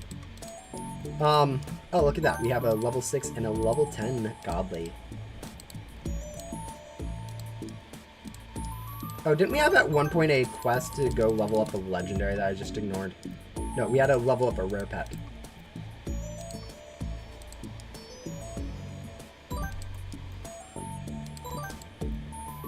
Whoops. Not like we're anywhere close to actually completing that quest at the end anyways, so we can get that rare later.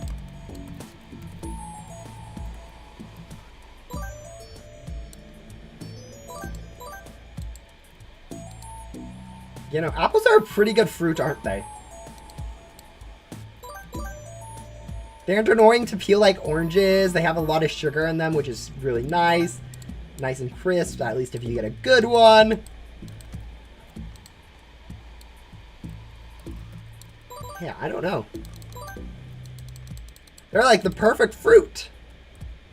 Not quite, but...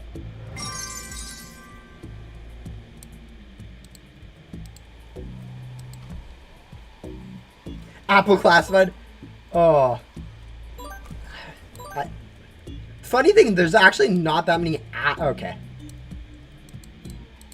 No, there's a few apple. There's apple froth from a Halloween event, and then there's also apple bob apple. I don't know, from a Thanksgiving event. There's a few apple pets already too. And then there's a caramel apple. Actually, do you guys say caramel or caramel? Like, I'll say like them pretty much. I'll say a random one pretty much every time I say the word, and I still don't know which one's the proper way in like English versus other languages, or what's the difference.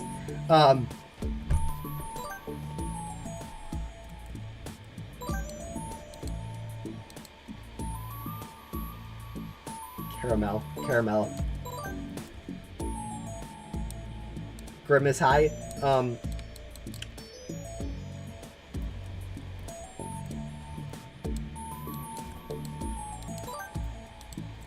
UKian. Yeah, when you say English and people just think it's a language rather than like the actual place. Okay, let's use this. Then we'll do about a minute of these ghosts, and then we'll sell, and then we'll hopefully be able to grab a Grim. Lameric.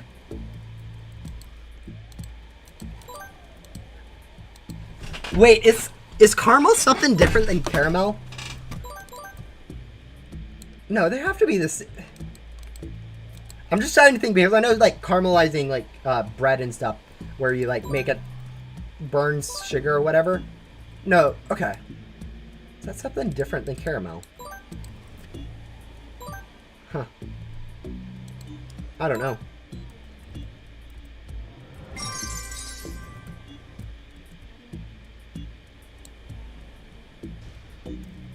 I thought you all speak North American and I live in English. Yeah.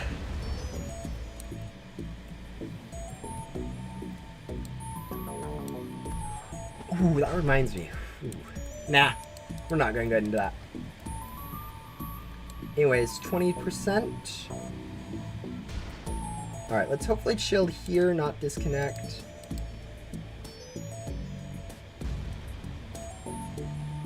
I can't wait until we actually get Leo done for that heavy armor. Like, heavy armor is such a... You don't realize how useful it is until you get it. Like, just being able not to worry about bosses is, like, super helpful. No, you...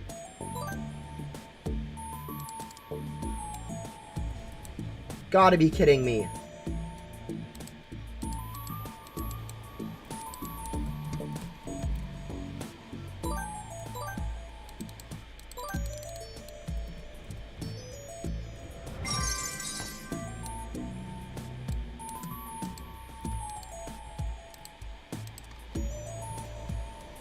The game just froze-ish. I don't know why it keeps doing that on the Grim fight, but whatever.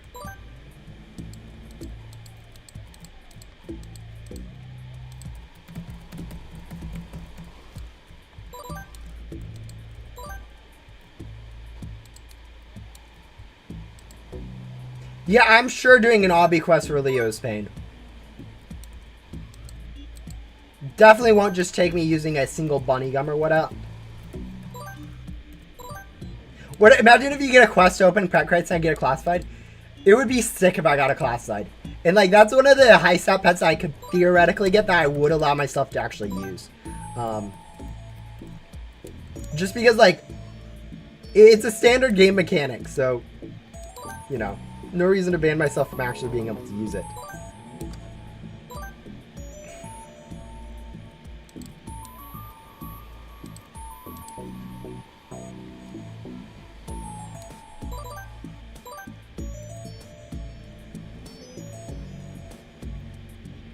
Yeah, I know caramelize is something different. I don't know if there's a reason why you'd pronounce it caramel versus caramel, or if there's actually a spelling difference that I'm unaware of. I'm pretty sure they're spelled the same way, but I don't know. Sometimes I say caramel, sometimes I say caramel. Caramelize. That's rude.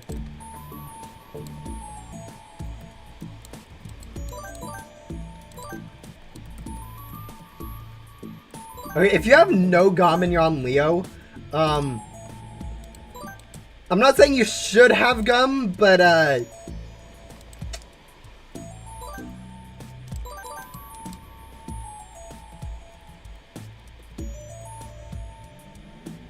caramel? Yeah, I'm sure that's exactly how you pronounce it.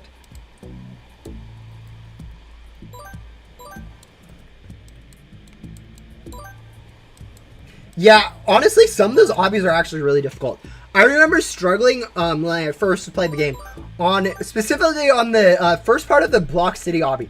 Those little thin pillars, I don't know how you're supposed to stand on those. Like, it's super obnoxious. I fall off, like, I've fallen off of them on this cap. Like, I fall off of them so often. Like, I consider myself good at obbies. I might not be good at obbies, but I consider myself good, and I struggle with that every single time.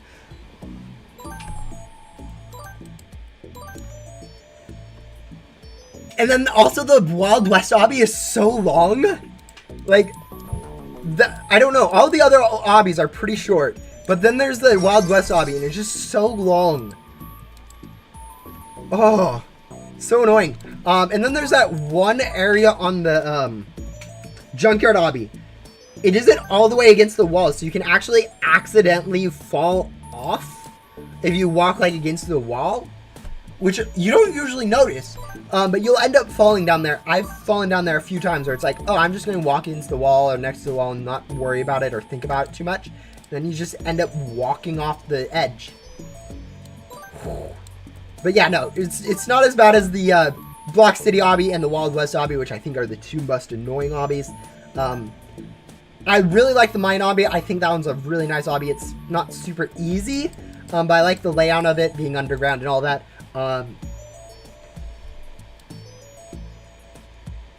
Beach obby is nice and short. Yeah, I don't know.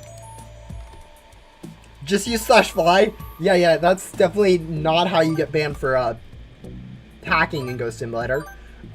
Actually, I did see someone using /fly at one point, like legitimately hacking in Ghost Simulator. Fairly sure they got banned. Made a nice report of it to Ghost Simulator, which they actually do notice and ban people for. Making you can go ahead and actually report people in like tickets on the Discord. So yeah, if you do see someone doing that, you can definitely report it. Forest obby is the best obby of the game. Yeah, sure. There's definitely a obby there.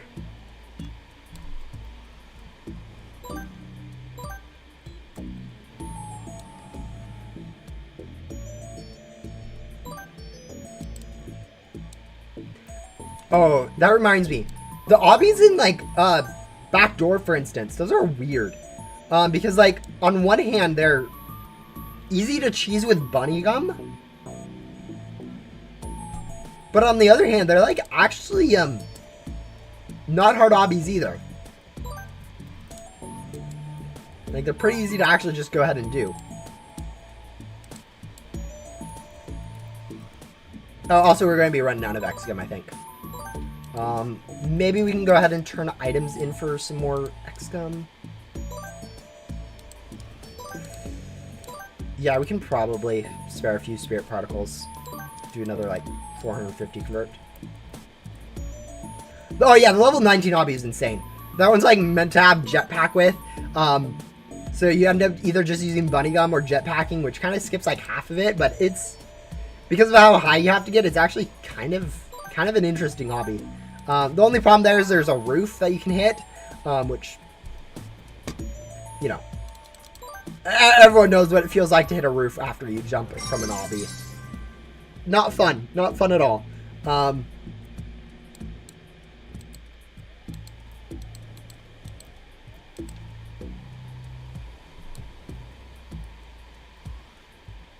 Yeah, the main hub puzzle is a mess. Like, Ghost World puzzle is awful. Main hub puzzle is just weird. You need to get okay, the way it's laid out, like, looking back at it, I can understand what the devs are thinking.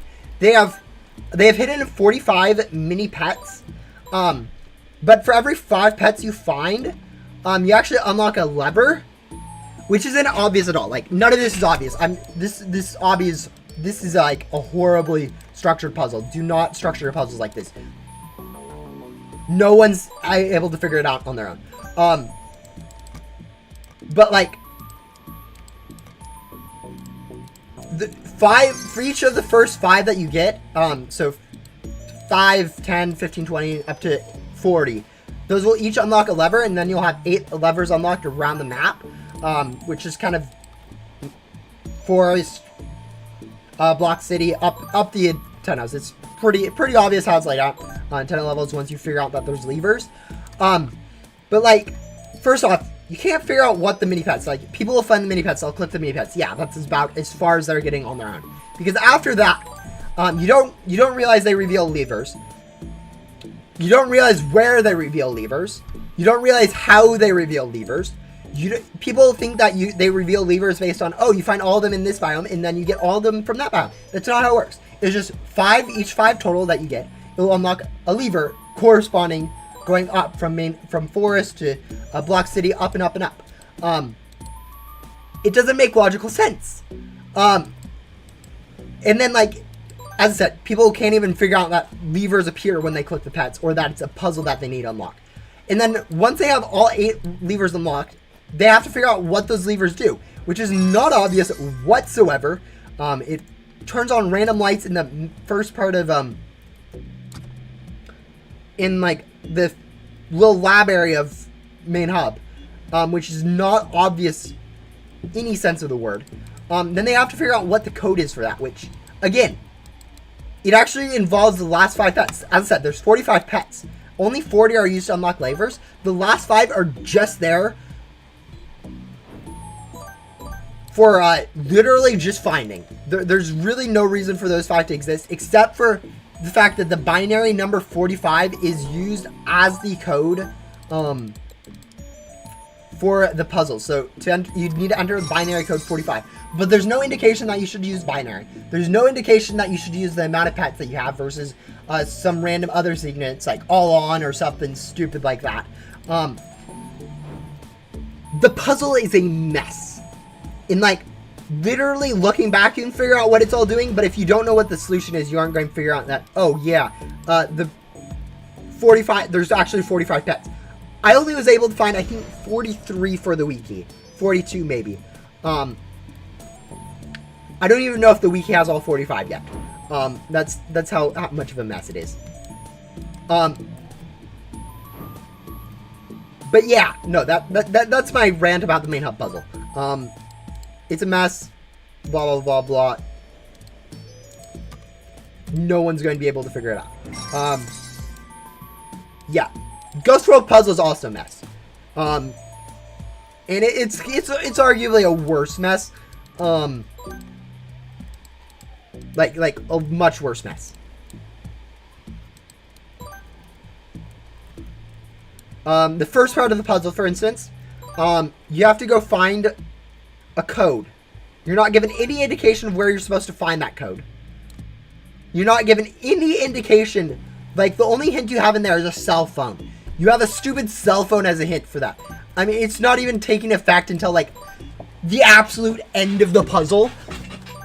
Oh. It's not obvious whatsoever. Like, players that played the game around when the update dropped are able to see what happened between when before that update and what got added in that update, so they're able to see, like, what a new part of that puzzle is. but like they aren't actually able to figure out what to do with it, because like you're given a code and you have no idea what you're looking for. You know you're looking for numbers, but that's it. And like, where are you supposed to find these numbers? How are you supposed to find these numbers? There's no logical way to suggest. They need to add like hints to the walls to have like they need to add an NPC, like NPC shot or something on the walls to indicate, oh yeah, use something around the NPCs for this stupid puzzle. Okay.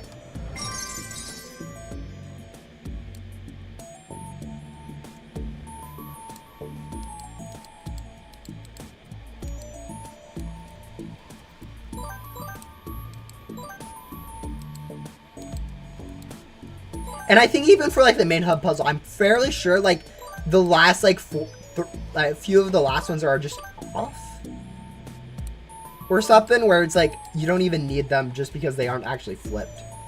Should you be taking notes on this? No. Unless you're a dev. If you're a developer of this game, yeah, take notes. Fix your stupid puzzles, because no one can figure them out. Everyone just uses Google, because like how are you even supposed to figure out what numbers you're supposed to use for this first part of the puzzle? Like, my goodness. And then like once you figure out, oh, we're supposed to be using the things behind each of the NPCs in the game, how are you supposed to know where this one goes in the order, or even how to translate it? Like, because they're ordered based on when the NPCs are released, and there's no way to know that unless you were there when the NPCs were released.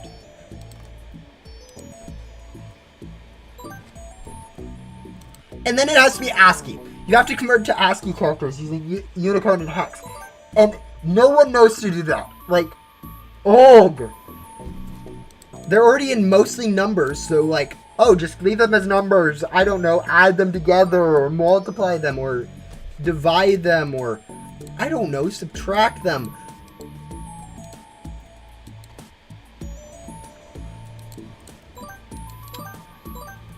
No, there needs to be a hint to use the NPCs, so an NPC outline, I think, would be great on that wall.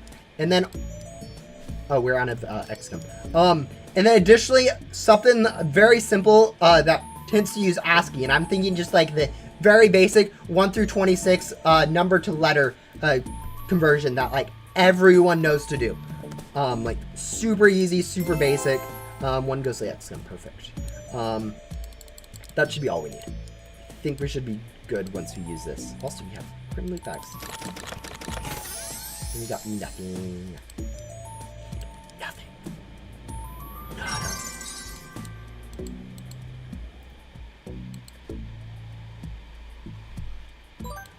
No. It's not release date. It's that code for the door is hidden in the Unicode of the text. So if you go through every NPC, all those will ASCII up to the actual text you enter. The actual release date, the fact that it is the release date is unimportant. So if you take all of those things from those, that 79 translates to like the September or whatever. It's nothing. The release date's a coincidence. Don't worry. Or not a coincidence, but like not part of the puzzle. It's a cheese way to do it. How did someone even discover how to solve the Ghost World puzzle? It was 50 testers over the course of 2 days. So 50 people very knowledgeable about the game, able to see what was the difference before, looking at it and being able to just like brute force all the different things. It was a mess. Like, you should not take that long. A single person should be able to figure out in like 2 to 3 hours if they want to, with zero additional help from like knowing what the game looks like, all that stuff that testers all have. It's stupid. Oh, and then oh, that's not even like the worst part. The worst part is the second part of the puzzle, which has this flip levers. No one still okay. I shouldn't say no one knows. Devs know. people are fairly sure it's the fact that there's 10 NPCs, so it's binary for 10, which makes no sense with levers, but you know, bear with it. The fact that they're color coordinated makes me think that it's not that, and that for some reason it's just something stupid to do with those, like, color coordinated levers, and no one knows what it is, so you just have to enter this random combination.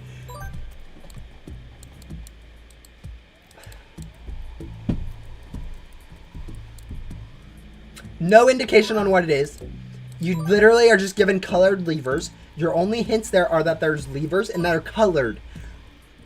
And like, that's not going to help you if it's actually 10 binary, because you use buttons for binary.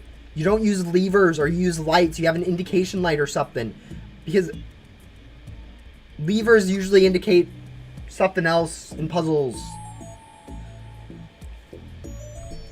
Or if it is binary, they'd all be the same color. Okay, let's just do the rest without XScum, because I can't be bothered to grind more XScum.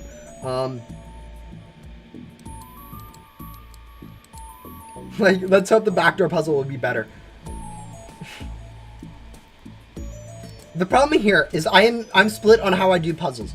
Either I do a puzzle with you guys, so I wait until it's released and then actually go through the puzzle on stream or in a video or something, and then you guys get to watch it, or I do it before in testing and let the devs know that this is a horrible puzzle, this is what you need to change it, make this actually make sense for people.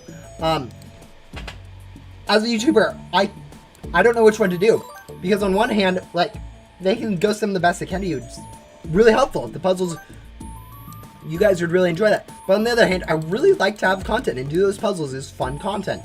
I'm split. If it's worse than Ghost World, that'll be sadness. Yeah, and then like the last one could be made super easy. Okay, let me open Paint just a second. Like, let me show you. I can make all those. Okay, guys. I have Paint open. So for the first one, you just have like a shape of an NPC. Like, this would just be on the wall of the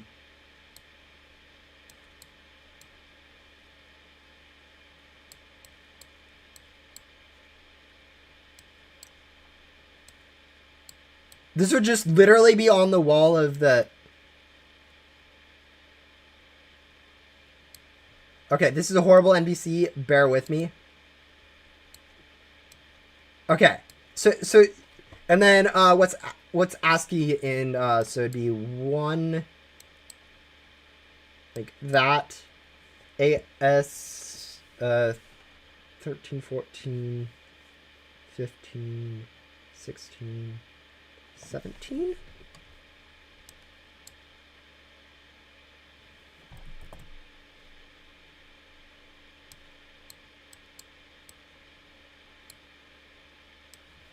C is 3, and then I 3, 4, 5, 6, 7, 8. So you add this to the wall of the first one. That 8's a little too close. Okay, now they know that they need to look for the NPCs, and then they can translate this to realize that it's ASCII, which if they don't know what it is, now they can just Google search ASCII, and you don't have to have pre-knowledge on what this is to start off with. Then for the second part of the puzzle, I don't know what the actual intended solution is, so I don't know. And then for the last one, they could literally do this. They could add a square, hashtag in it for number, pound. They could have this, plus something like a gum, to indicate that you need to use a riff gum. And literally, it will be, people will be able to figure it out. Like, I don't know, right, riff, or remnant gum, or whatever it's called. And literally, people will be able to figure it out. This is all they need to add, and it would be a decent puzzle, because people could actually be able to figure out what it could be. Anyways, back to Ghost Simulator. That because they can add just those indications on the walls, and it would make it easier to figure out what it's talking about, what people need to do, and where they can find it. But they don't have that. It's just Good luck. Here's what you need to enter. All right. I'm so confused. Yeah. Yeah, no, if you haven't done these puzzles, like, you're not going to understand what I'm talking about. Even if you've done them puzzles, you probably won't be just because you don't remember. But yeah.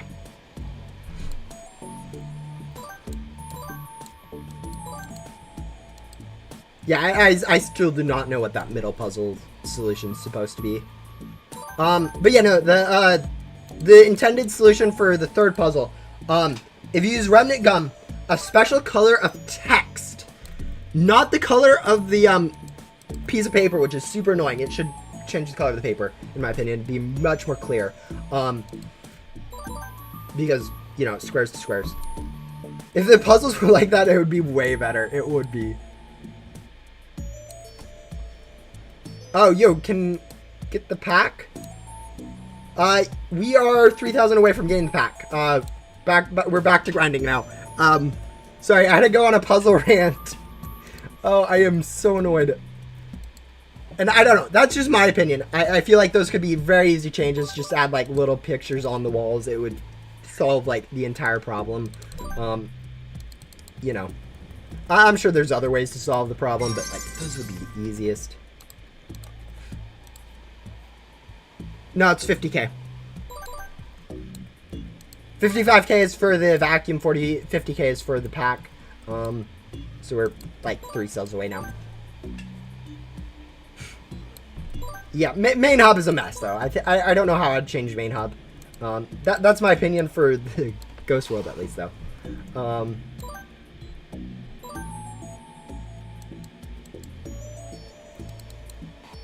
I don't know, what are... The thing is, the blocks by puzzle's actually reasonable too.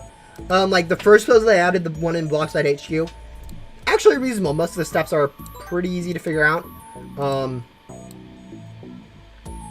I think the only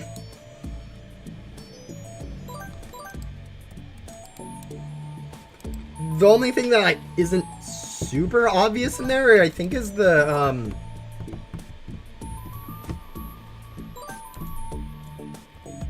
yeah, no. The only thing's not super obvious in there is the color combination for Coven K's room. Like, I still don't know what one of those combination is for, but whatever. Yeah. No, it's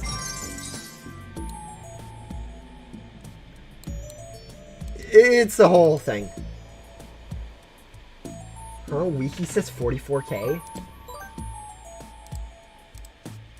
Is the wiki drunk or something?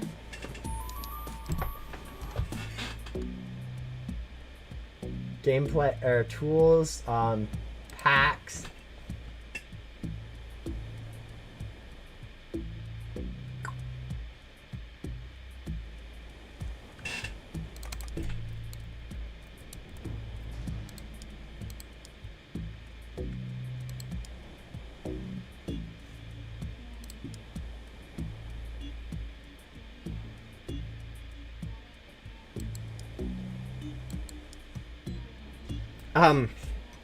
Just a second. What in the world, Wiki?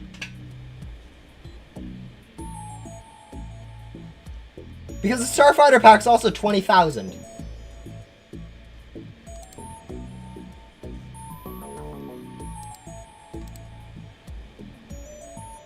Self-insult? Yeah, no, I as a main developer on the wiki, that probably, that's more of a why haven't I fixed this and why didn't I notice this earlier thing that the wiki's, yeah, as a wiki admin, that's, I hope you guys understand, it's more of like why isn't this, why didn't I fix it? But yeah, no, they have a lot of wrong numbers. I don't know why they have all those wrong numbers. There's no way it'd become cheaper if you have like the 2 times souls or something. Anyways, are you fixing that or do you want me to, Deadpool? Because I think Because if you're already fixing it, I will just ignore it. But I have an account and I can edit stuff, right? Yeah, unless you got banned for some reason. In which case, I'll probably just unban you because it'll be quicker to do that and let you edit than do it myself. I'll fix it. Yeah, I don't know. It could be just... no, I don't know. Entering 44K is definitely a specific number. Give me a few minutes. Yeah. Yeah, I didn't want to, like, edit anything and then have you, like, currently editing. I know sometimes... I know if you edit something while someone else is still editing it, it errors out on them, doesn't let them, like, submit it, which is kind of annoying. How do you get banned from a wiki? You do stupid stuff like completely delete pages or say lol trash item, what a noob, and completely delete like the entire contents of a page with that. People do this and it's like really like, huh? Why? It takes I don't know 5 seconds to undo it and ban you, and you took like 2 minutes to do that. So not really losing anything on our end. Oh yeah, no. As an admin on the wiki, I've seen this kind of stuff. It's like, are you what, like 10? Technically, need to be 13 to be able to create a wiki account. So you know, it's one of those things mostly that people or websites that have people being able to create like users and do stuff. There's like COPPA regulations where child protection stuff where they don't want actually to have any information from people under 13 just because like it's a nightmare. So they just blanket rules. Hey, no one under 13 is allowed to use the site. So they can be like, if they're like, hey, why do you have information? You're like, hey, people said they're over 13 from joining our website. They agreed to our terms. And just be like, yeah, no, we don't have any of that, rather than being like, okay, special protection for all this information, yada, yada, yada. But anyways, there we go. We were able to buy the Rift 87 pack for 50,000. And that should be pretty much the rest of Shelly done. She does have some longer quests for ghosts and stuff, but whatever. Yeah, that took us 2 hours, guys, to do that. It is not a short quest to upgrade our packs and stuff. So I'm glad I got some XGum in advance for it, but... Yep. Alright, now we're going to go ahead and go back to using vacuum gum. Boom. Yeah, but basically it's going to be this quest, then one more quest with a bit of rare ghosts, and we should be done pretty much. Actually, we should probably... Oh no, this is all normal ghosts. Okay.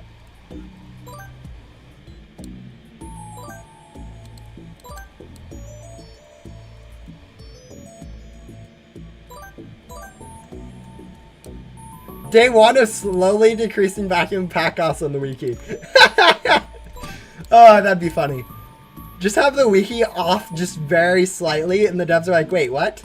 And then they actually like use the wiki for some reason to adjust things, which they won't, but that'd be kind of funny. It's just slow. I know the devs actually do use the wiki for some things, like checking whether or not something's released, checking whether or not something's tradable, seeing what events were like, all that. They actually use the wiki for a decent amount of stuff. But yeah, talking about the wiki, I did realize that I do have one problem with what I'm using the wiki for, with my auto stat collections, and for some reason I'm not actually grabbing updated stats for some things. But anyways,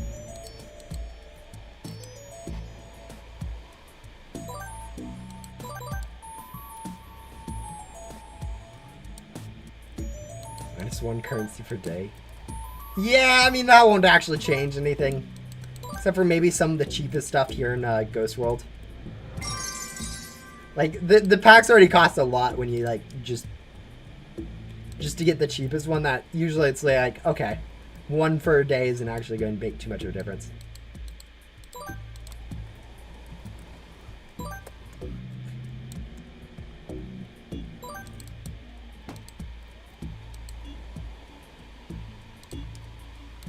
Let's use a ghostly gun.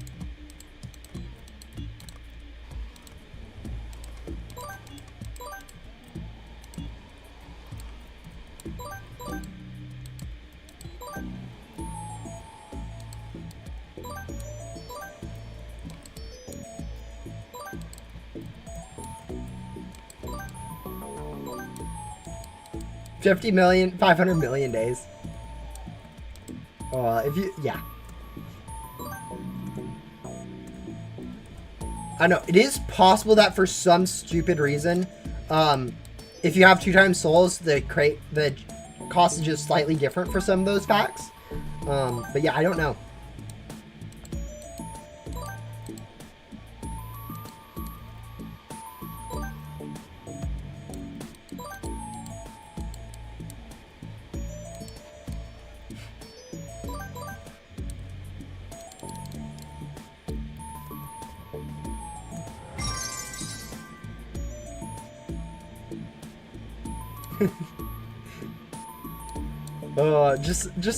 Just slightly change it, random stuff. No one will notice. Oh, people do notice. It's kind of funny. Every once in a while in the wiki server, like, hey, why is this thing weird? And like, yeah, we'll go change that. Because no one checks that page. Okay, let's see, where are we at? Little ghosts.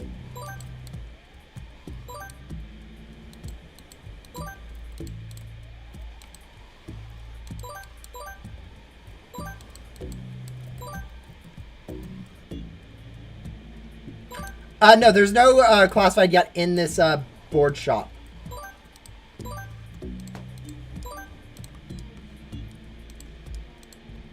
Otherwise, I probably would have done a stream unboxing it.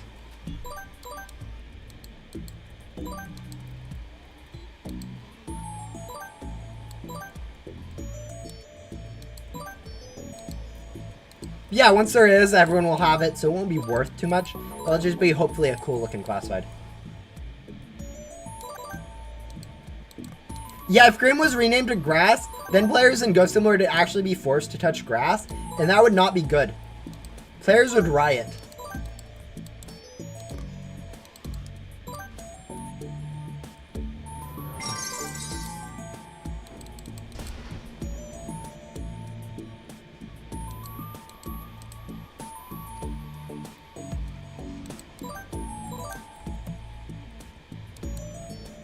Also, let's just go take a quick look, guys, at Grant's questline. We're about a quarter of the. Oh, we've done Grants.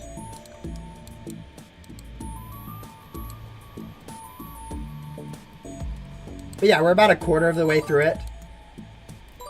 Her last quest specifically. This is why I had to add the rule about no using pets from those type of quests, because the stats that we will get from Grand's pet, what's it called?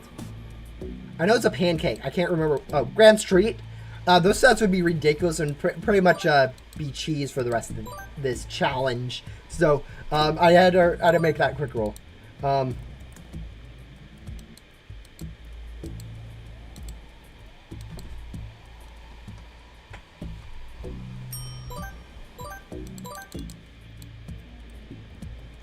Alright, there we are, done with those.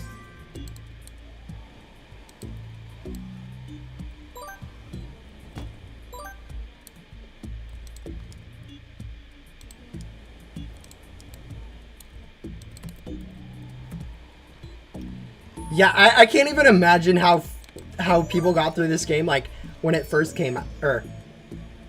As someone who played when this game first came out, I remember limited store stuff from here actually being a very good lifesaver, because they actually had ridiculously good stats.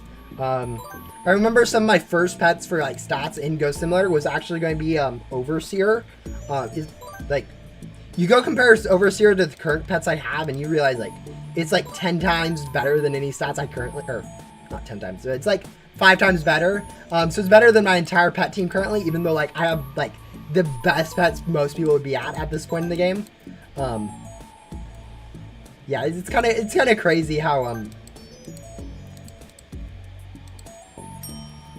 good like limited and random other stuff were at the time.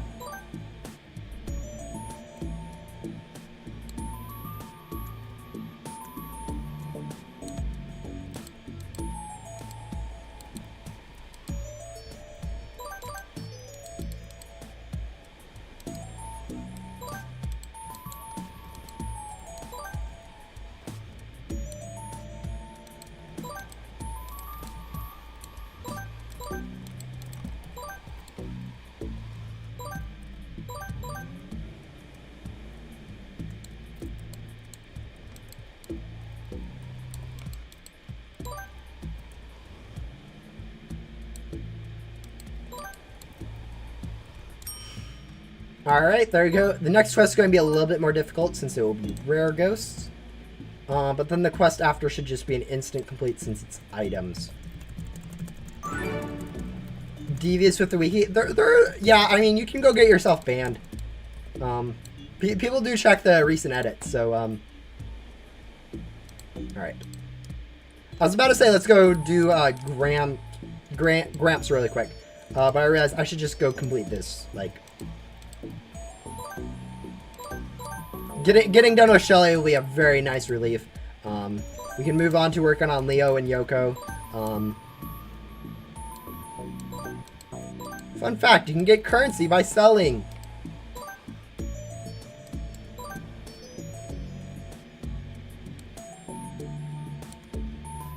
Skull after any sentence is so funny, not going to lie. Yeah. So sometimes I find it a little annoying. It really depends on what mood I'm in. Like right now, I'm like completely fine with it. But every once in a while, I will get really annoyed when someone says something like "for gore." And like I know it's a meme and how it's supposed to work, and yeah, but like I don't know.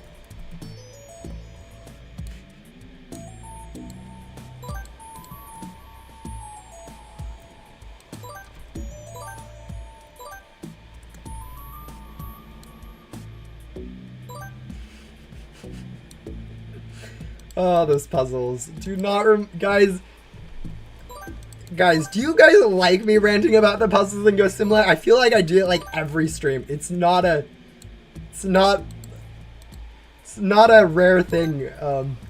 And I feel like maybe I should not do that. So I don't know. What's your guys' opinion on rants on stuff like that? Or do you guys like them? Do you guys not like them? Do you guys want me to rant about different stuff and stop talking about the same 5 things over and over and over again in the game? I don't know.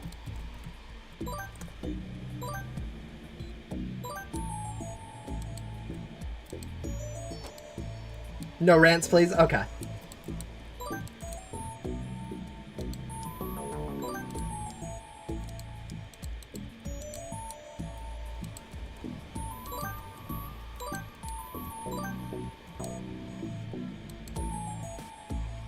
Ghost Similar puzzles in my nightmares. I did a video on trying to complete that thing. I ended up using the wiki for everything, except I accidentally got the correct combination for the levers.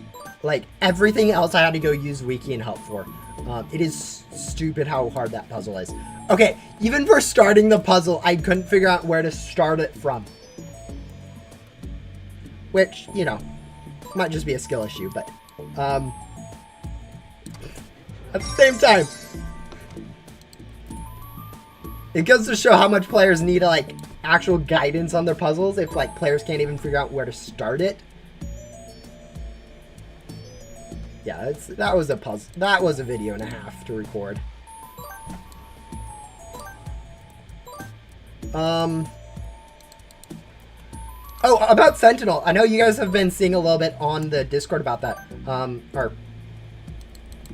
I need those, sorry. I didn't even get that one.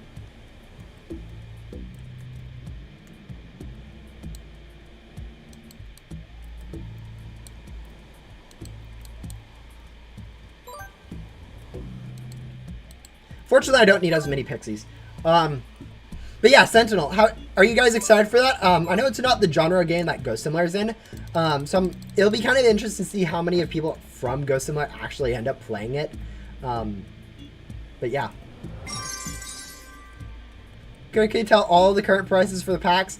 Okay, let's see. Starfighter 20,000, 50,000, 110,000, 625,000, 1.8 million, 7 million, and 20 million, and 40 million. That's missing this first one, which I have no idea what it was. I think it was like 5,000, but I don't know. No using the shop. Too late.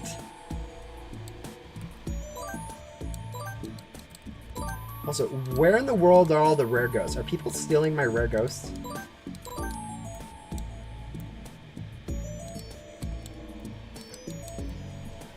For cost for the Vax though, it's again, I don't remember the first one. 22.5 thousand, 55,000.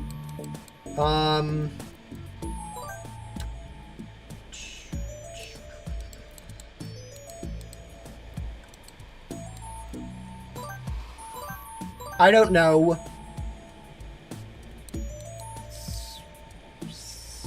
6,500 or 650,000.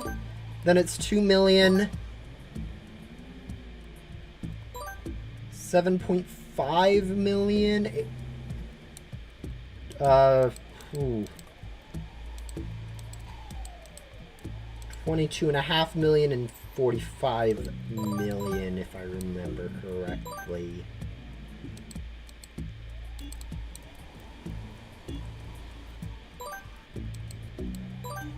I hate the people that only collect rare ghosts. Yeah, it's sometimes annoying.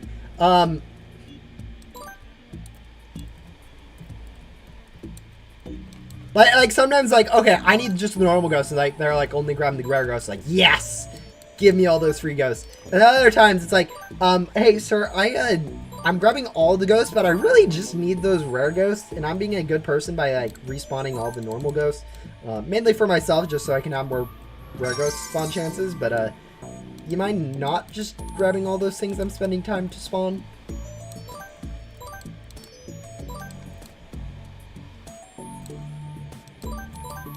Anyways, you guys can definitely see like my consistency on like going through all the areas. I have like double the amount of Blu-rays as I have all the other ones, just because I'm spending more time in here. Just because, like, I don't know, it's the middle area.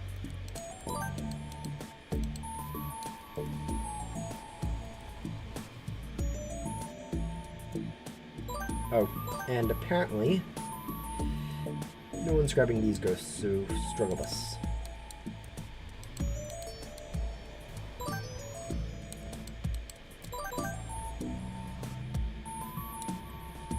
Alright. I mean, I think we should have, like, if I was playing ideally on, like, my main account, I'd probably already be done with this quest.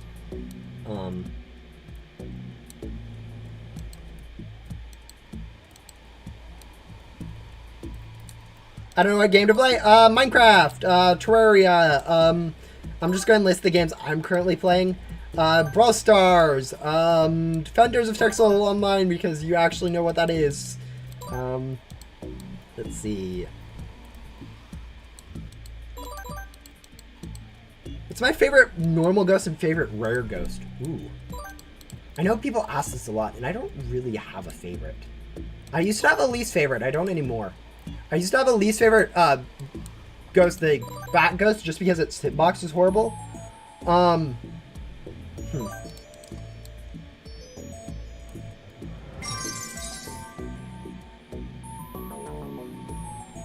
Yeah, I don't know.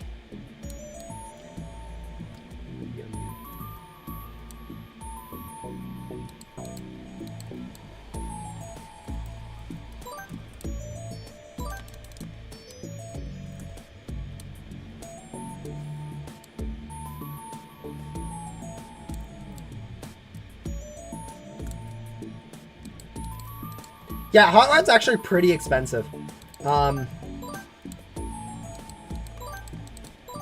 I mean, pretty much all the packs and packs we spent like hour, 2 hour grinding for. It was a grind for pretty much all of them. Actually, talking about grind, we've only been working on this quest for like 15 minutes. But yeah, no, it's definitely a pretty expensive start just because you already have the packs from like main hub. Hey, that was rude.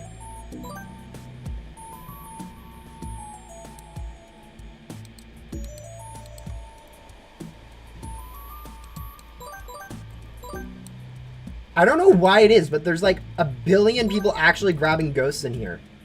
Like usually it's like people like just in the end or whatever doing the Fern or Gatekeeper or bosses in Ghost World, but like right now it's people are actually grinding ghosts, and it's I'm not going to say annoying, but that's what I'm thinking.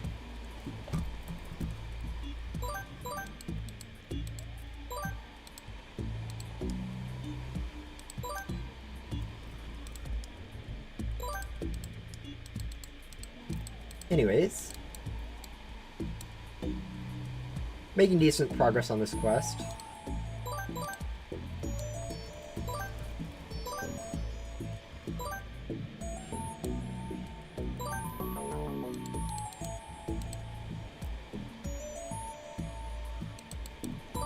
Gone through 5 Minecraft servers?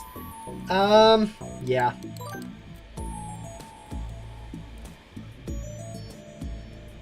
Cleared out Jester Ghost for you. Thank you. This is actually like the one time where people can actually help and it's actually helpful.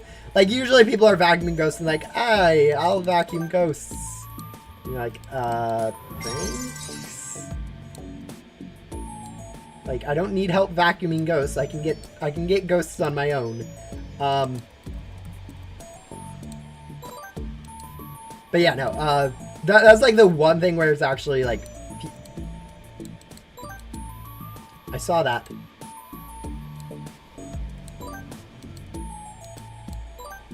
You know what? I'm not going to do Jester Ghosts if you're just going to steal all the jelly ones.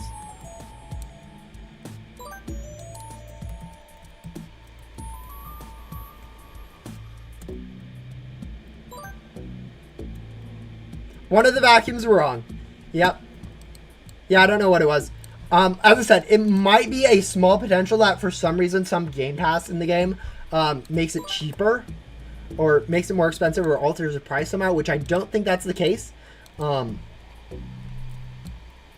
This is just going back to the fact that it used to be the case that double tokens, ecto tokens, that when like the converters were first added, actually people with that Game Pass actually had a higher rate for gems. So they were actually getting the same amount of gems even though they had the double Game Pass perk. No longer is that the case, but it used to be the case that if you had the double ecto tokens Game Pass, your rate for gems would be twice as much, meaning that you'd basically be meaningless to buy that one.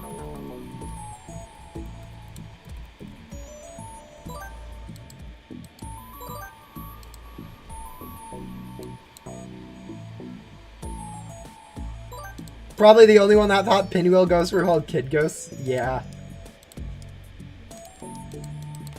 Hey, don't worry. I think in the wiki for the longest time, rogue ghosts were actually spelled rouge ghosts. Because there's one quest in Leo that has it misspelled. And that was like the quest I used to actually name it. And so for the longest time, just that ghost was misnamed. I mean, no one actually cares because like, who actually looks at specific ghost pages? Like, have you guys ever used a specific ghost page on the wiki? Like, people use pet pages all the time. People use board pages just to see what it looks like. Who uses specific ghost pages? Pretty much no one. There's a reason why we don't have specific pages for each of like the packs or disruptors or whatever, although I think someone's trying to add them and it's like, really, do we need them? No one actually cares about them. But yeah.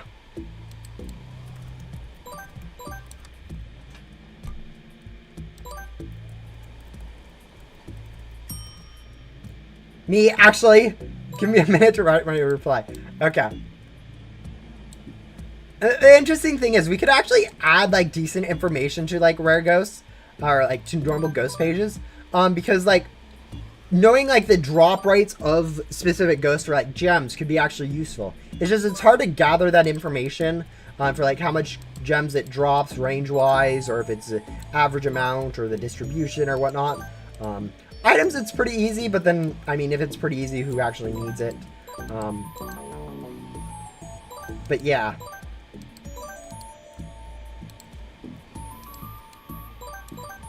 Knowing how many gems they drop would be like the only thing that would be actually important to have on the ghost pages, and we don't actually have that, I think. I don't think, at least. Maybe for a few of like the main hub ghosts. But that'd be it.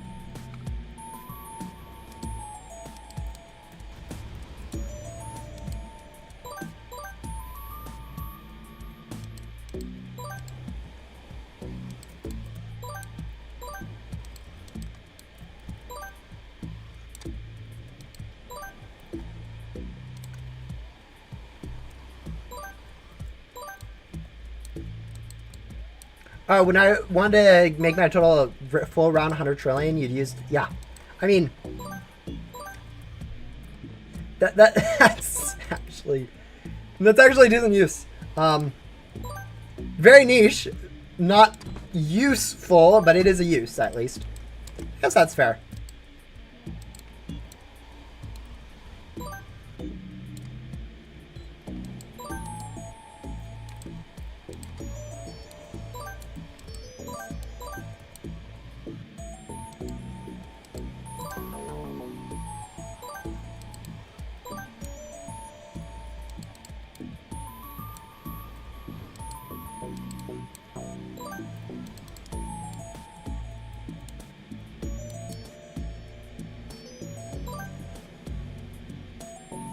Alright, we're just going to go grab these two and not worry about the rest of them because this is all we need.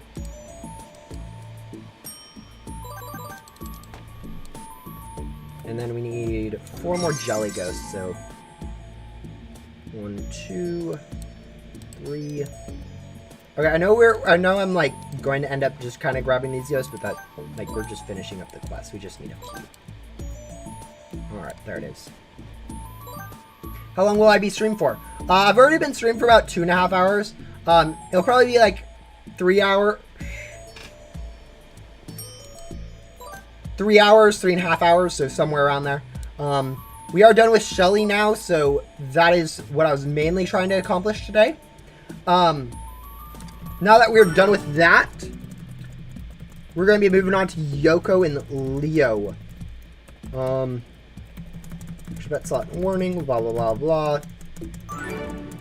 Extra pet slot, perfect. Alright, and now we can go ahead and equip into that pet slot a dragon. And look at that, guys.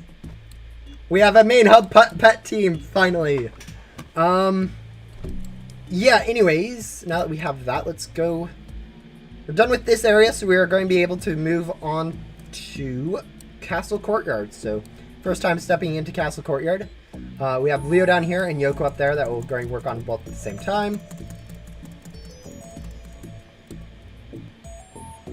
Why am I not playing on a private server? I'm trying to stay into public servers as much as possible. I know especially for Ghost World Quest, it's going to be helpful to be in a private server. I'm leaving it open. There's no like real rules against it that I've implemented or decided to do, but yeah. Alright, let's go. I want to go teleport to Gramps to get this one done in case we do other bosses. Alright, bye.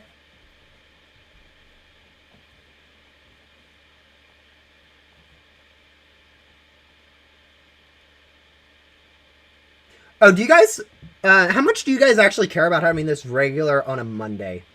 I know at one point I said I'd do it regular on a Monday. I know, okay, most of you guys can show up to it, so it's not going to be that much of a problem for you guys. Journal, teleport. There we go.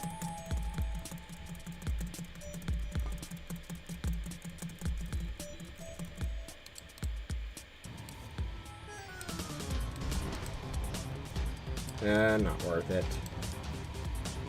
Alright, let's see. What are the quests that we need to do for 5 rogue ghosts, and yeah, we'll probably do Leo, then do Yoko, then do Leo again, or whatever we need to do. It's good to have a schedule, Pog. Leaving now. Alright. Yeah.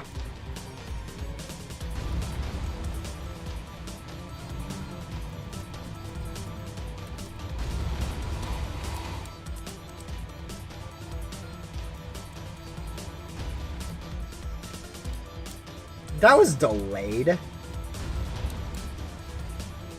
Alright. Yeah, I'm grabbing this. Like, it is a waste of time. I don't need it, but, how much do we get per cell now? 844? 893? I think that's just over 10,000 gems per cell. Which, you know, saying out loud, not that much, but...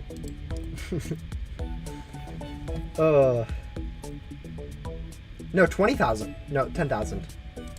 All right. Anyways, back there, we're going to go ahead and grab the 5 rogue ghosts.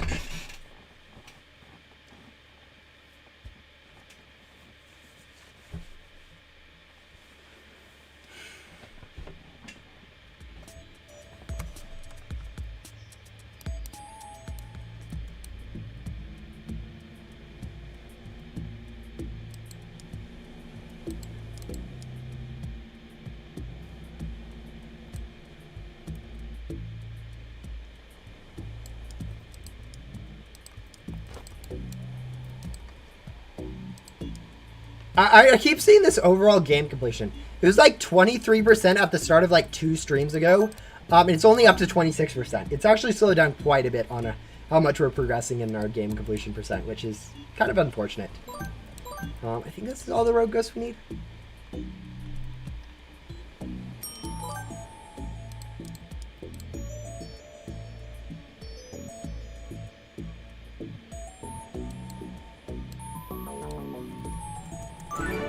Funny that you can actually buy a skip task after you've already completed it. I wonder what it does. Collect 1,500 souls. Or gems, okay.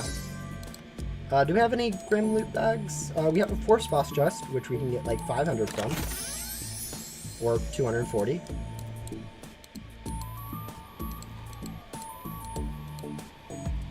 We could go back and convert, but I think it's just... Or, let's do Yoko. What am I thinking? What do we need for Yoko again?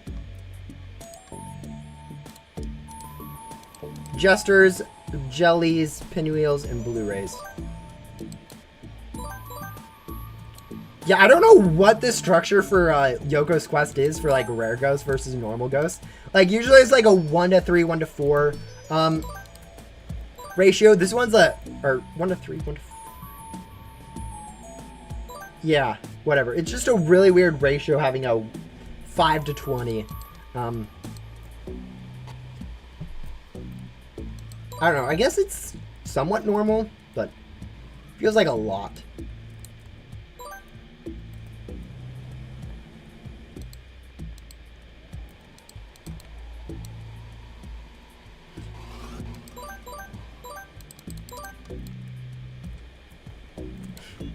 No, I think once we do get a rebirth, we'll probably be starting with Master Hunter. Man, I don't even know if we'll be able... Yeah. Rebirths are a long time away on this account. But yeah, we'd probably start with Master Hunter. And the thing about, like, rebirths, we'd have to redo every single quest line, which is going to take a lot longer than speed running through the game, which is what most people do with rebirths.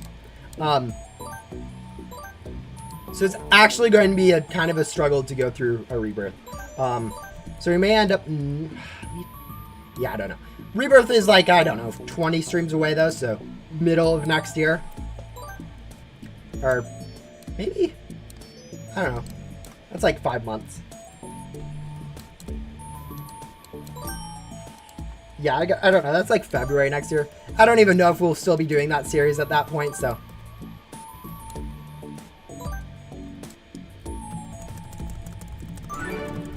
Yeah. Anyways.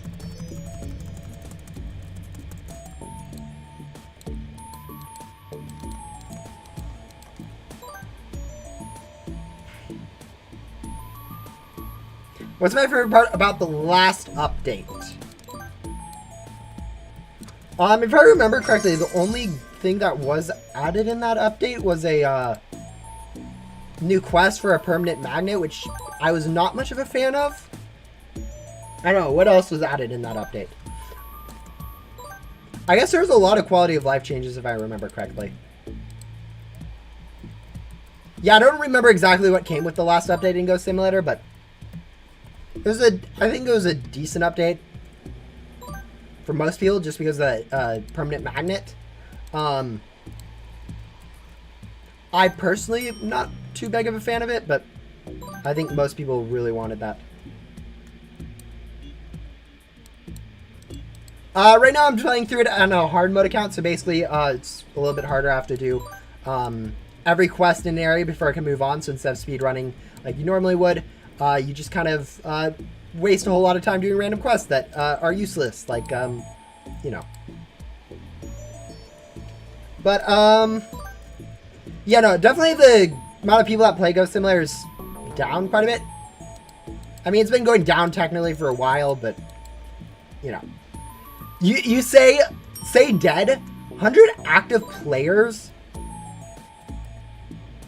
isn't a lot for, like, Roblox standards. There's a lot of, like, 1,000, 10,000, 50,000 numbers. Like, 100 active players for a game is a pretty good amount. I know some other game that I play on my phone, where it's like a fan-made remake of a game. Literally no pay-to-win stuff, nothing like that. And it's like, I don't know, like 50 active players, like as in not 50 active players, like players on at a time, like Ghost Simulator has. Like 50 players will play a decent amount of the time. And like when you compare it to like games like off of Roblox, Ghost Simulator is actually not that dead. I mean, it's not like something like Brawl Stars or any of those big games either, but where it's like millions of active players. But yeah. Yes, the permanent magnet quest should be in Remnant Zone, I think. I haven't actually done it on my main account, which, you know, it's been like a week and 3 days since it came out, so maybe I'm being a little slow on my progression. What are people saying about me? Okay. Then Wizard and Horse Ghost we also need. I guess we should be using Vac Gum, I think. Just make this a little bit faster. But yeah, I have a feeling these two quests will be probably just as long as Shelly for both of them. Or at least for Leo. I think Yoko will be a little bit quicker just because, like, we won't have to upgrade our vacuum for him. You do a Q&A for a video? I've been thinking about that. I've done a Q&A in the past. It's just one of those things where, like, it's a lot of the repeat questions sometimes, but, you know, it is what it is. Why are there so many people in the same area as me? I am going to switch over to a private server at this rate.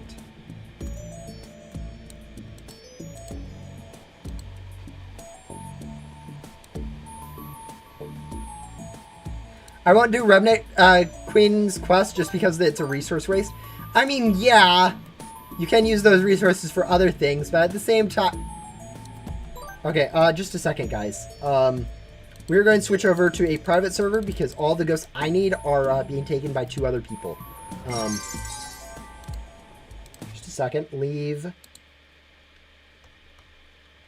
Servers. Did I unbox any classifieds within the last 6 months? I think I've unboxed a Sandstorm within like the last 4 months. I did it on stream, I think was the last one I unboxed. So,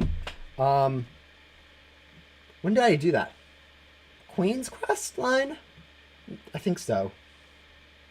No, maybe it was not Queen's Quest line. King's Quest line, maybe?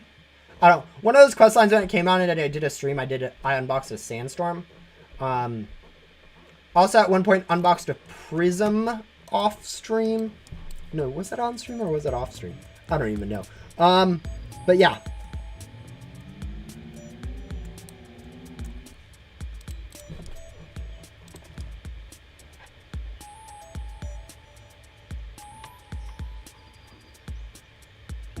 You did it when Remnant Guardian came out. Yes. Okay, thank you. Yeah, so about a month ago, I unboxed a Sandstorm. Or Prism. I can't remember. I unboxed a classified a month ago.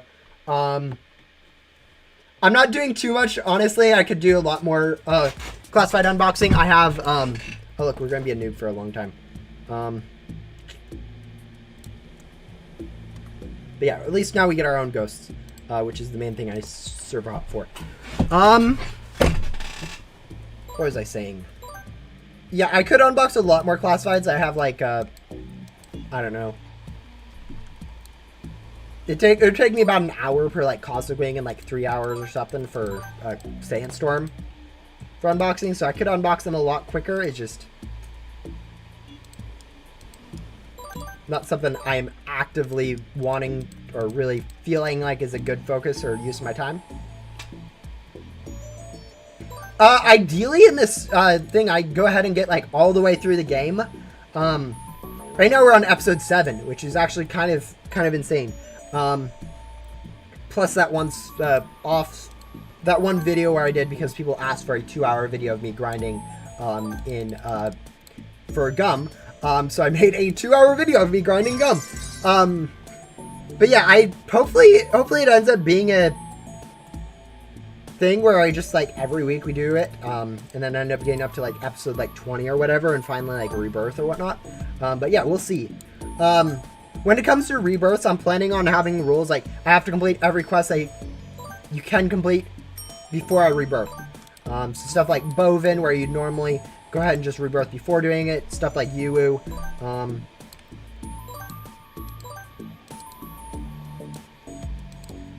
Yeah, all those like longer quests where you'd normally just rebirth first. I do hopefully plan on completing all those before I actually rebirth. But again, rebirth is a long way away.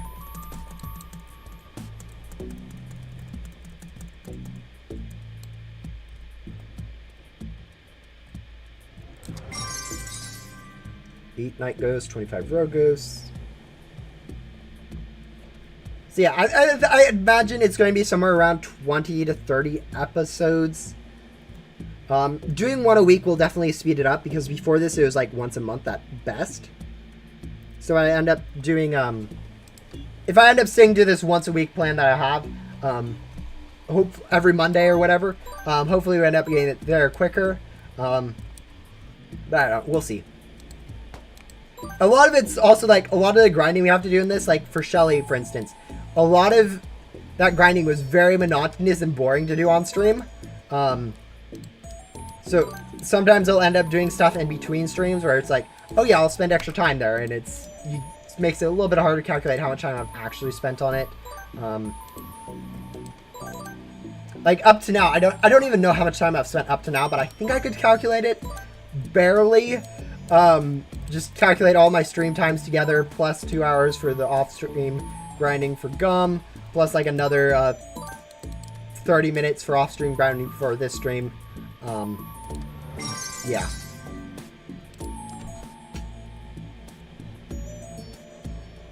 Yeah, no, it is if you like leave a circle while you have the press E to talk thing up, it'll act, or while you're in a circle talking to an NPC, it'll leave it up permanently.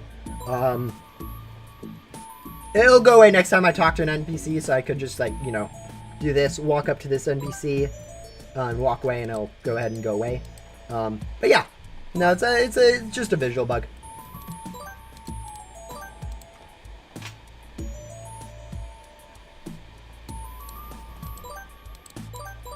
Very easy to replicate. Go up to an NPC, talk, teleport away. Easiest way to do this would be to teleport to another NPC that you have in your journal. So, for instance, if I wanted to, I could talk to you and then teleport to like Yoko or something. And now, or as long as you aren't inside the circle when you teleport, which I think you usually are. But whatever. Press E to talk with stay.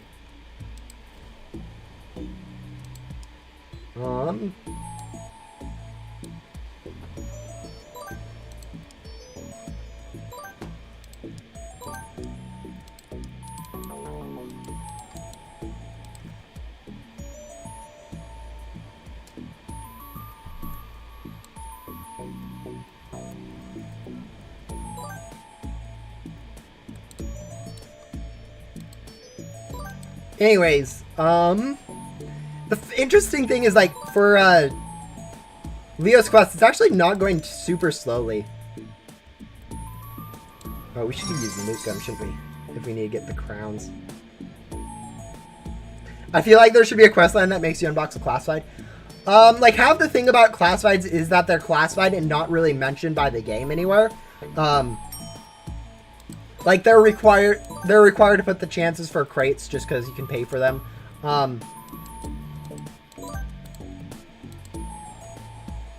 But, like, if you actually look at it, there's, like, no reason to, there's not much of a...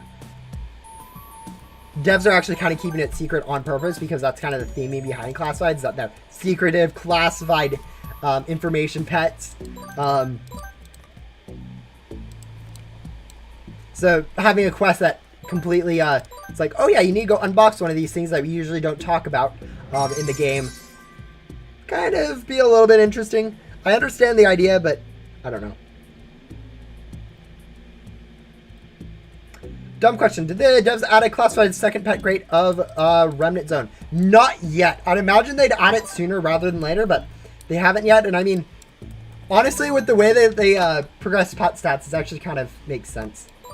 I haven't actually done like the charted out, but I'm assuming if you like compare like the godlies from like previous pet crates to their classifieds, this new godly to classified jump is just ridiculous, which usually means that new players that can't get the classifieds are just kind of hurt or in a rough place because like, oh yeah, the godly is like useless, whereas the classified is just omega good. So end game is just super overpowered, even more than it usually is, and middle game is just like, what am I supposed to do with this pet stat? But yeah.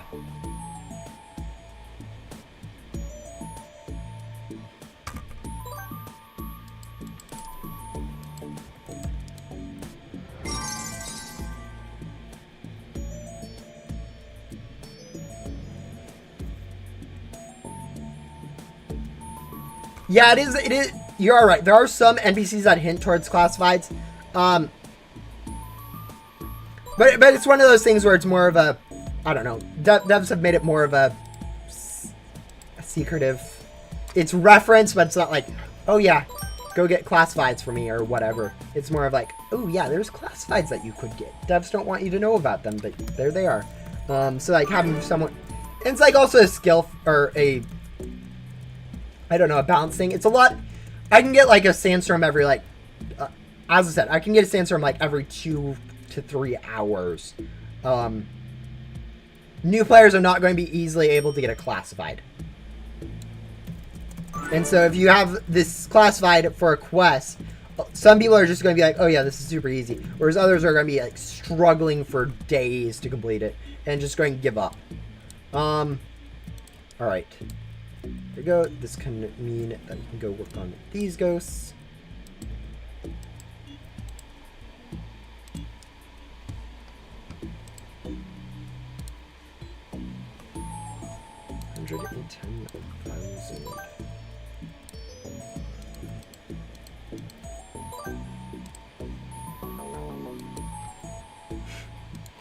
I feel like, yeah, it is something that's known about by the people. It's just not something that's like game known about. Like, I don't know. There's a difference between like players knowing about it and like something that like the game tells you about. Can you put the old Ghost World music for some minutes? Yeah, let me go see if I can find that really quick. YouTube, Be Slick, Ghost Sim original soundtrack. Oh, I opened Ghost Sim. The first thing is my own live stream. Ghost Sim original soundtrack. Boom! Look at that. Oh, we should sell. Our pack is filling up super quickly.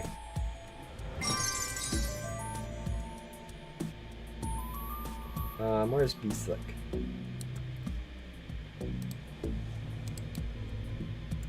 Is this one it?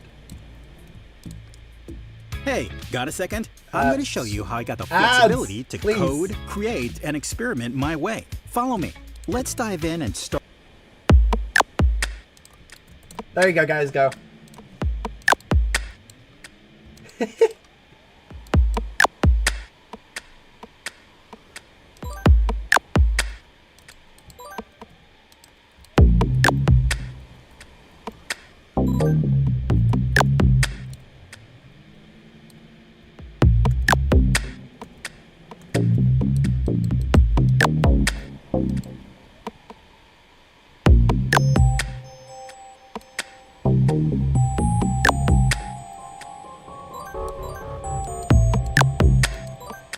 Yeah, I mean, if you put it in the end of the game, players will actually know about it. It won't be like too much of a skill issue, or skill difference. But like, really, realistically, there's okay. This is a low life.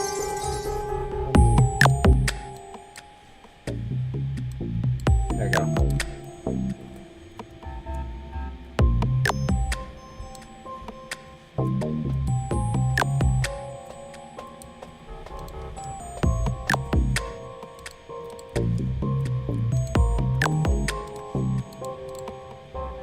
But yeah, I think as a whole, it's not a great idea to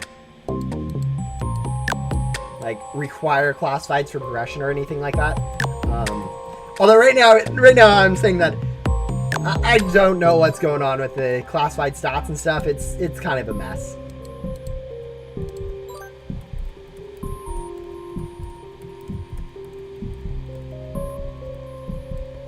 But yeah, if you put it late enough in the game, as I said, you can kind of make it easy enough to get like a rain wave or something for it or whatnot. But yeah, how are we doing for? Oh, okay, good.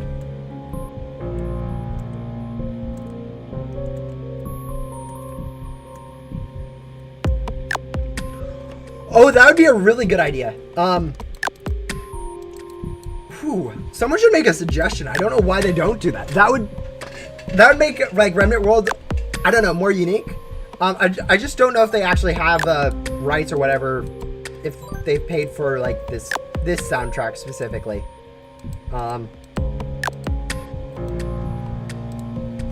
Okay, can I put this on a loop?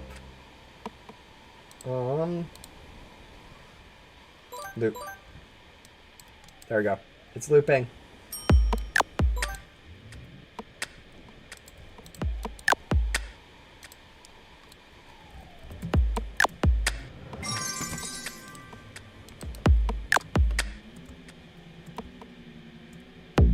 If I could make an update, what would the update be? It would be crammed full of so much content it wouldn't even be funny. You guys would all hate it. No, one of the first things I'd do would be making all this old features like usable. So like stuff like some game passes, but mainly gum, like boosted gum. I'd buff this so it's actually usable. Boosted photon would also double the amount of damage your photon does. Boosted event drops gum would quadruple the amount of drops you get. Boosted lucky gum would give you a 3 times multiplier instead of a 2 times multiplier. Just making all that gum useful. I'd also go ahead and make the incinerate useful by making it give you gems instead of currency for when you use it. Which, you know, it really should already. I'd go ahead and fix all those features. Infinite quests would get buffs so that they're actually useful. Probably so that they give you an infinite, or they'd give you a small but permanent increase to your stat of that world. So, if you do the main hub infinite quest, it'll give you a, like, 1% per time through of that quest or whatever. Increase to your cell stat for tokens.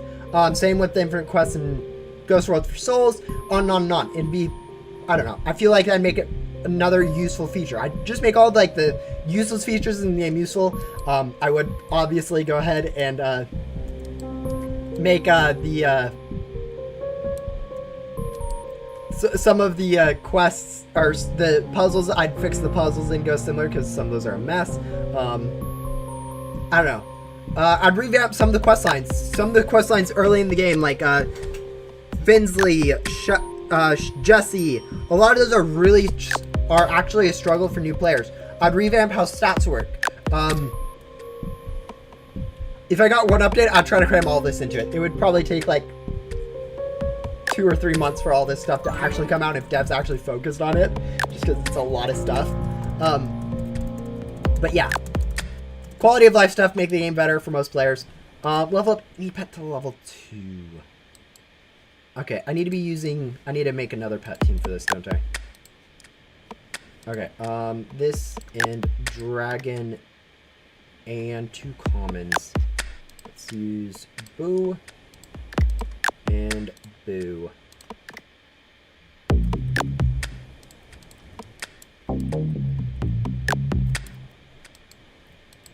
Yeah, no, No. I think someone should really make that suggestion. I think if the devs own the music, like they can use the music, they would absolutely use this beta music for Remnant World, and I think everyone would love that, having a different music for Remnant Zone.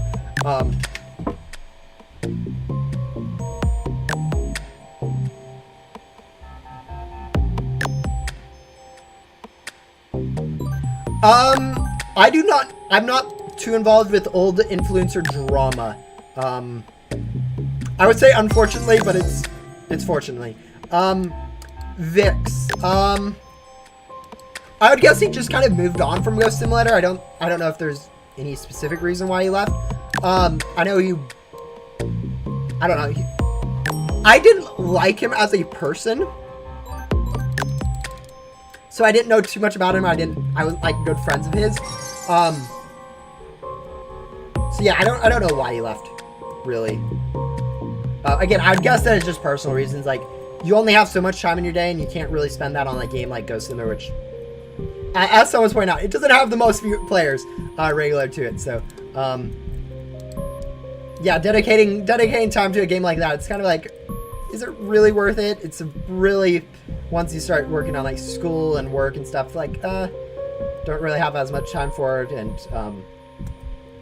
I don't know. Again, I do know that before that there was another influencer that was bigger, Random Gamer. I don't know if I'll. Yeah, it's fine. This is YouTube. Who used to do quite a bit of content on Ghost Simulator. Then he had a falling out with the devs. I can't remember exactly what it was about, but he was basically doing something. The devs were like, "Hey, you can't do that." He was like, "Why can't I?" And then when they like took away some of his items because he was trying to like trade them or something because he wasn't allowed to trade the items the devs gave to him, he complained that they're deleting his items and it turned into like spiral down control devs against YouTuber, where like everyone has a following and it turns into people who don't actually know the situation only getting one side of it, and everyone's just yelling at each other and turns into a mess. But yeah. Yeah, I mean, that might be the Random Gamer I'm talking about. As I said, a lot of times when it comes to like a YouTuber versus developers of game, YouTubers have all this following of the people, and so they can share their version, and whether they share the actual both sides of the version is sometimes questionable. And then like, even like when you have an argument with someone, you can both be right and both be wrong at the same time, where like the other person's just annoyed at you or whatever, and like, I don't know, where you can have legitimate arguments where it's like, you guys just need to like calm down or whatever. Anyways, we are actually allowed to unbox pet crate number 5. So we'll go ahead and do that. We can't actually use whatever pet we get from this though, so it's fine. It got auto deleted, I think. Oh no, it did get auto deleted. But yeah. Yeah, I don't exactly, I don't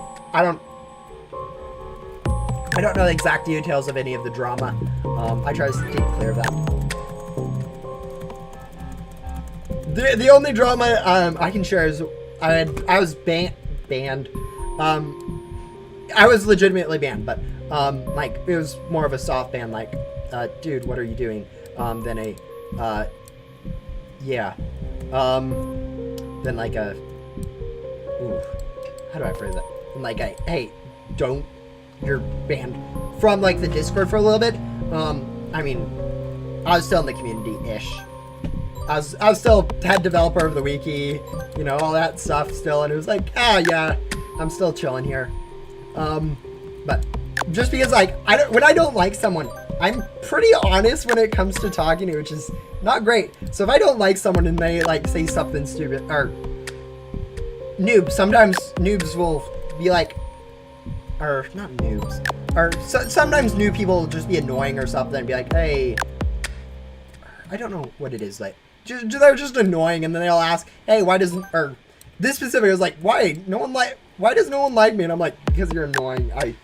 Or the reason I got banned was because I was rude towards staff, because I didn't like some specific staff members.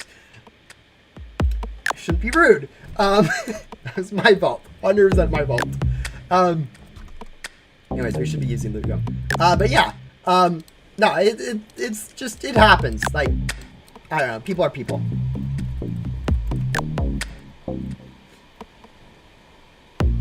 Yeah, he definitely, when the Bloxbite HQ came out, he definitely was the forerunner of like sharing information on that. I know he did the puzzle first. I think devs gave him all the dev classifieds so he could show those off. And then he also, I don't know how much he did about the boss itself, but he was definitely giving about a lot of the information during that one. But yeah, as I said,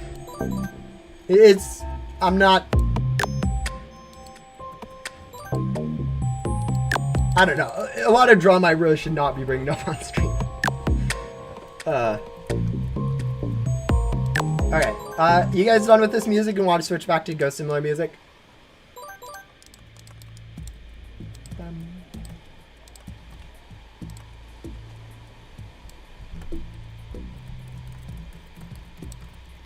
What are we doing? Oh yeah, we are doing that. Oh, that's annoying.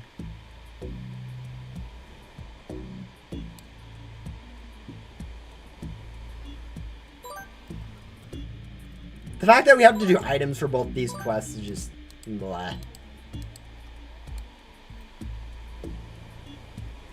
I feel like meta music would fit Bloxbite HQ. Ooh, that'd be also a good suggestion.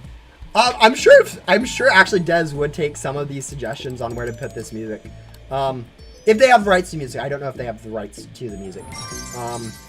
Like, it is possible that they have the music made and then just didn't, like, they're like, oh, no, we don't really want that music, so we want this music, we'll buy this music, but that music, don't think we can afford it or don't want it or whatever. But yeah.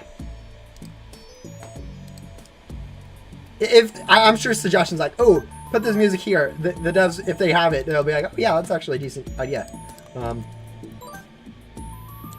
Alright, welcome back. You managed to miss all of this drama I was talking about. Don't worry guys, it's not too much drama, it's just... Anyways... Let's see, where are we at? Hopefully one of you guys drop some items so I can move on from Yoko, because...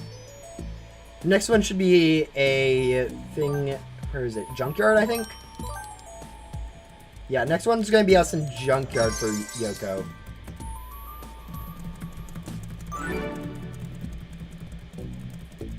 Puzzle, puzzle, puzzle. No, okay. Level up any pet to level 4. Let's go equip those 2 pets again. And I guess just continue hopefully working on these ghosts.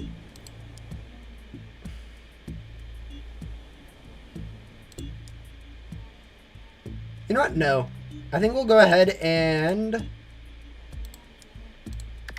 actually work on getting a rare up to level 5.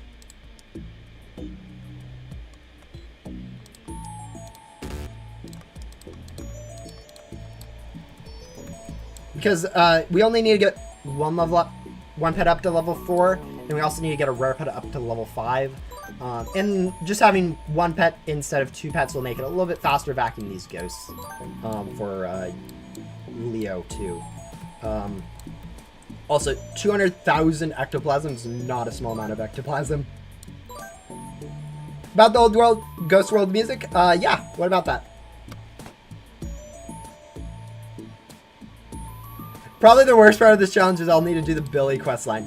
Yeah, no, it's definitely going to be having to do every single questline is definitely a bit of a challenge, bit more of a challenge on this hard mode than you'd think. Like going into it, I'm like, oh, that's not going to be too much harder. But like with the combination with the pet stats, and not being able to just skip quest lines, move on like to another quest line like Yoko or whatever if you don't have that area yet. It actually does make this into actually an interesting challenge, I think.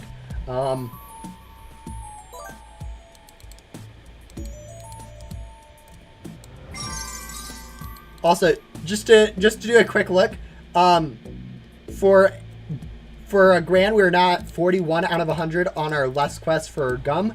So we're probably going to get her done in the next stream, I'd imagine, since that's only like 2 hours of gum usage. And then once we have her done, we actually then get to be able to use the gum hotkey, and we get a pet that we can't use because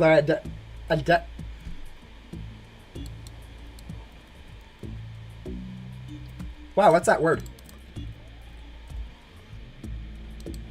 I changed the rules. There was a fancy word for change that I was going to use, but you guys don't actually care too much about fancy words, I assume.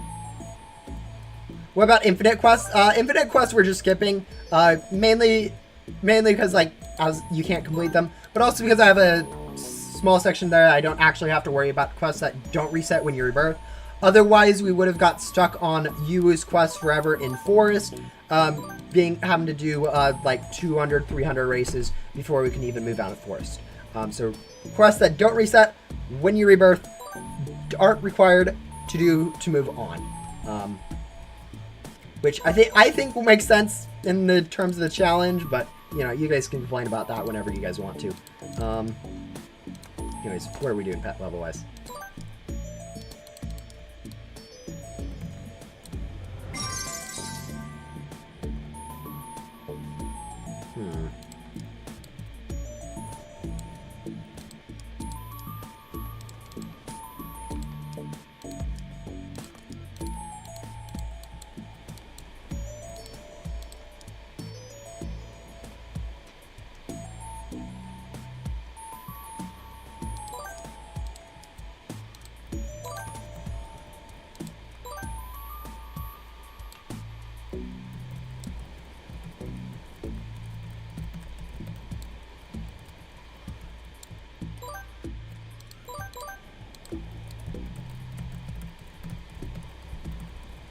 Definitely now that we're done with Shelly, it's going a little bit quicker. Once we hit Jack, actually, let me go to, I don't think Jax is actually that difficult of a quest line for us, just because it's not going to require us to like upgrade our vacuums or packs, or I don't think. All right, let me go fact check that.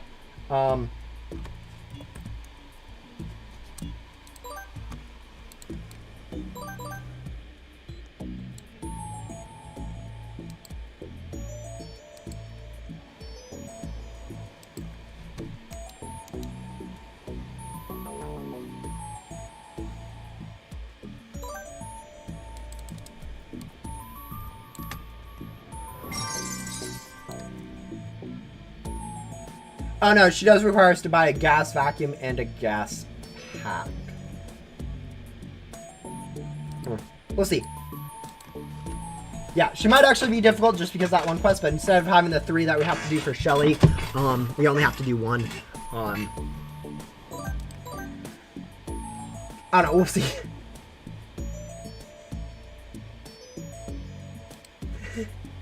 Yeah, I don't know how much longer we'll go. Because like, at some point, I just need to go ahead and end the stream. Like, we're already 3 hours in. I don't know, maybe 3.5 hours in. We'll stop it. I don't know. Once we find a good stopping point on quest, I'll go ahead and stop it. Let's go ahead and use some ghostly leak gum. Fortunately, because of how much we've been actually vacuuming ghosts, we might actually be able to get to the next pack and vac pretty easily for, like, Leo. Because I know for Leo, I think we have to upgrade our vacuum in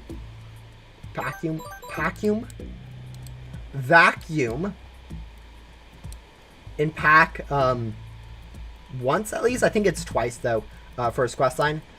So those will probably be, again, the longer quest for his thing, just because, like, we are limited on our pet stats.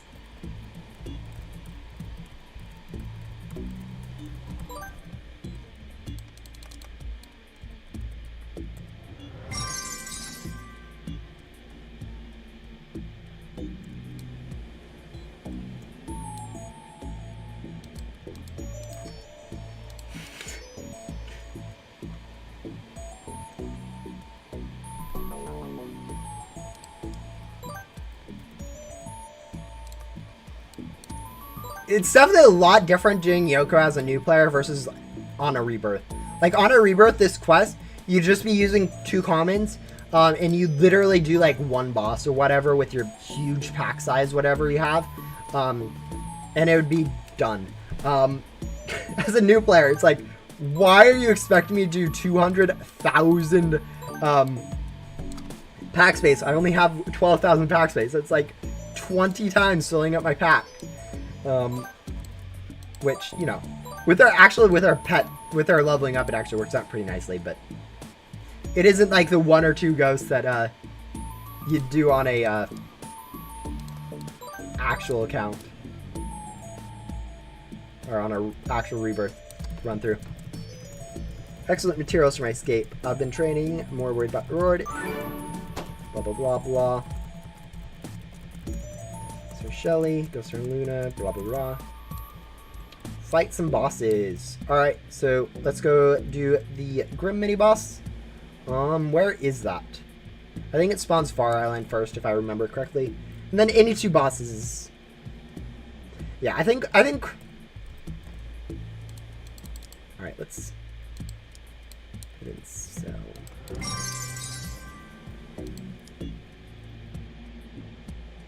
Yeah, I think this will be a decent stopping point after we defeat this Grim.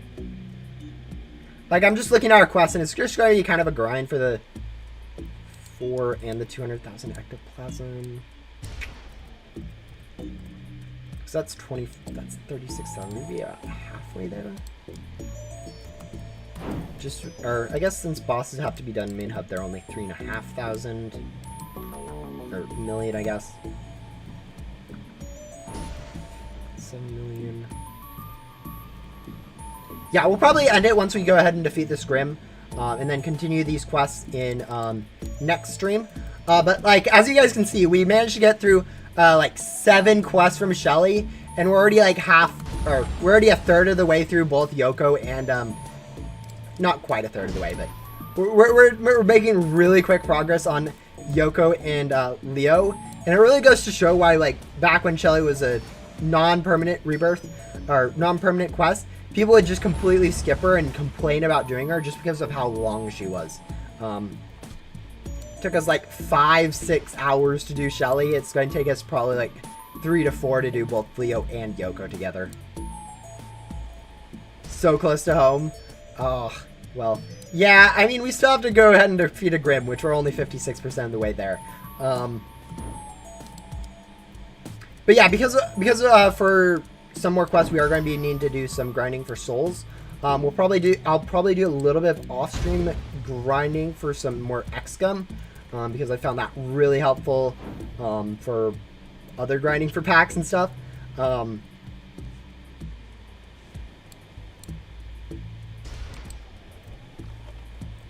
And yeah, so hopefully next Monday, we can go ahead and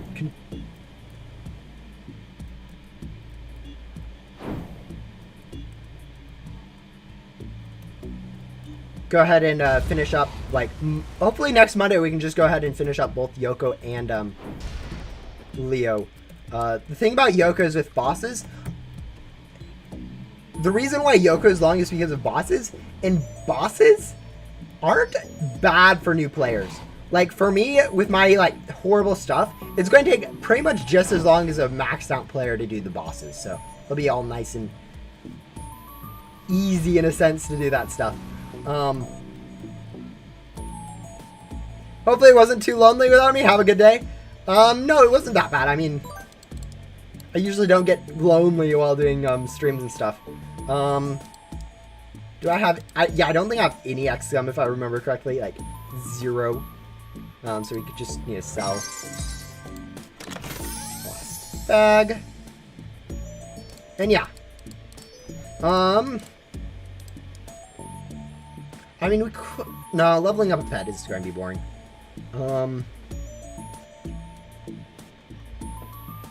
Yeah, I'm looking through the quests that we have, and it's actually kind of a decent spectrum of quests. Like, one of the things that we will need to do, like, sooner rather than later, will be to go ahead and get, like, the reflector from here. Oh, it's not even Metalhead. I kept saying Metalhead for this one. Flexion.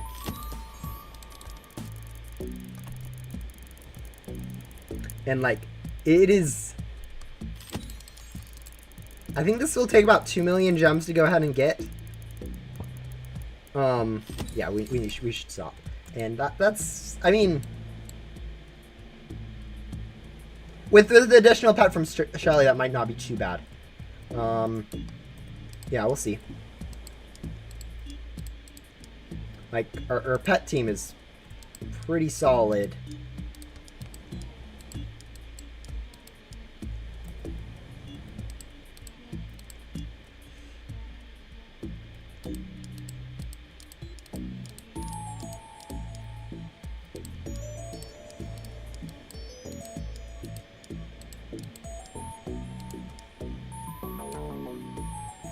What's the fastest way to beat the game? Fastest way to beat the game is to have the best pets in the game, and then just to run through the game doing, starting off by doing Adam, like, solid using Loot Gum or Zoom Gum occasionally for the first part, but like using Loot Gum, all that stuff, best pets, just zoom through the game doing only Adam, Yoko, and then while you're working on Yoko in, for his bosses and stuff, you'd also go ahead and do Gatekeeper, get through back door using Loot Gum, intertwine Yoko and Blaze a little bit, then go ahead, once you have Blaze done, final boss, Void, win. It's like 2.5 hours, I think it's the fastest one I've seen. For me, I do a little bit slower, like 5 hours. A reasonable good speed I think that I could get down to is like 3.5, 4 hours. But yeah, you literally skip most quests. It is Adam in main hub, like the second quest you get usually.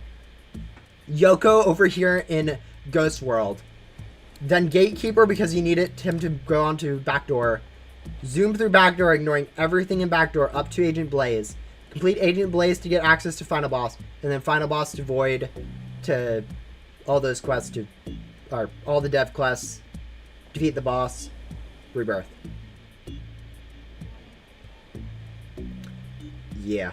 Yeah, there's exact details. Ideally, you do this during a double items event for the maximum speed, which is just insane.